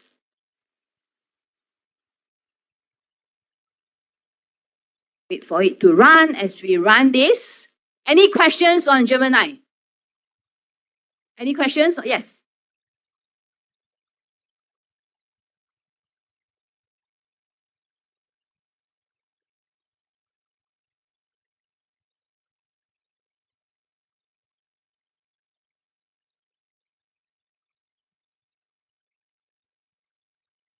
Yeah, kadang-kadang you don't have it here, so you go to your drive. It's because videos, right, when it's generated, when the output will sit in your drive, so you go and find it in your drive. We'll wait for this, but any questions on Gemini? Okay, if there's no questions on Gemini, I want to just share a few things. I've shown you NotebookLM as well, right?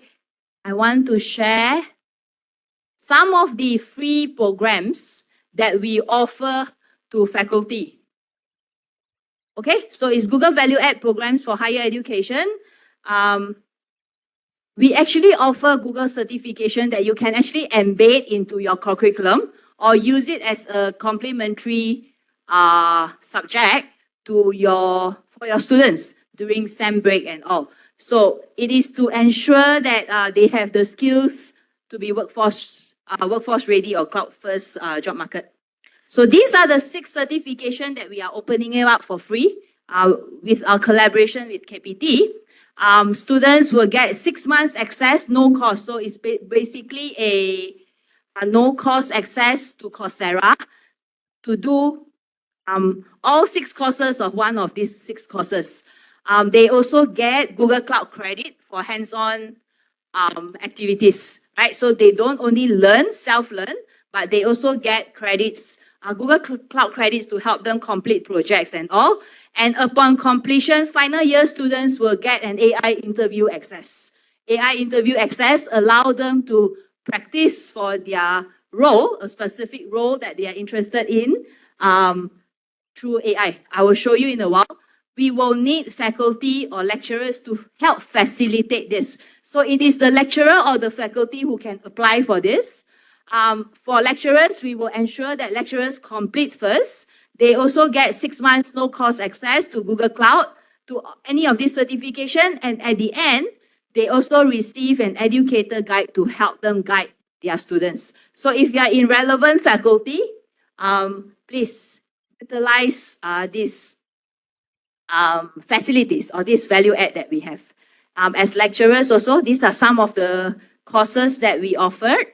And this is our one-stop PD courses for educators. Of course, it's very K-12 centric, but there are certain courses that is applicable for higher education. We just launched one called Google AI for Higher Education, where there are a lot of use cases, right, in the higher education context. So please feel free to access, log in via ums.edu.my and browse through any relevant certification. At the end, you will get a digital badge that you can link to your LinkedIn, or you also get a certificate of completion from Google.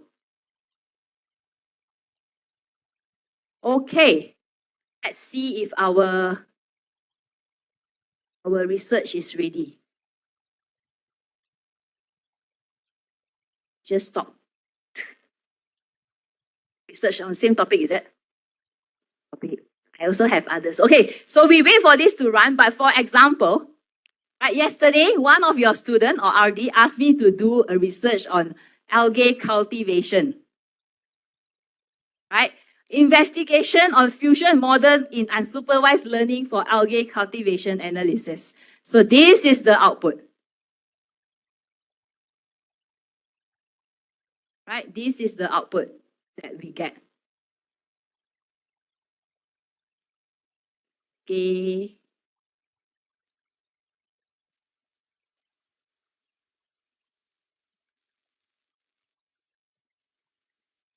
Algae paper is missing. Okay, but I'll show you others. Okay, I'll show you green mobile application. This is by when I was in UTEM. They are doing a research on green mobile application. These are all from deep research, right? From the table of content to all the citations, 36, 47. And these are the work use. Let me go here. Work cited. So work cited, website, link of website, and when was it accessed? So all these documents was generated on May 5th, 2025. It's accessed then. So now with these materials, you can actually go to each of these websites to verify the information and then use what's relevant, right? So it crawled through about, 131 websites on May 5th. So it is title, when did it access, and then the link. So this is an output of a deep research paper. Okay, and let me see if I have the deep research on.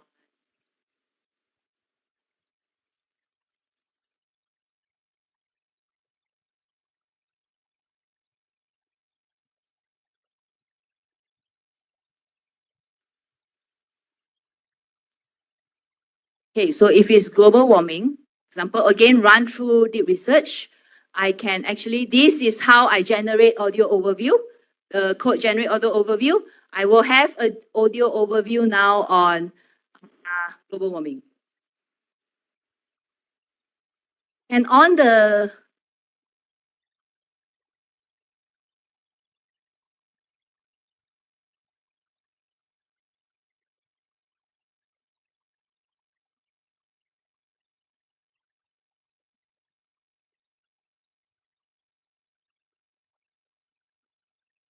so you get it? This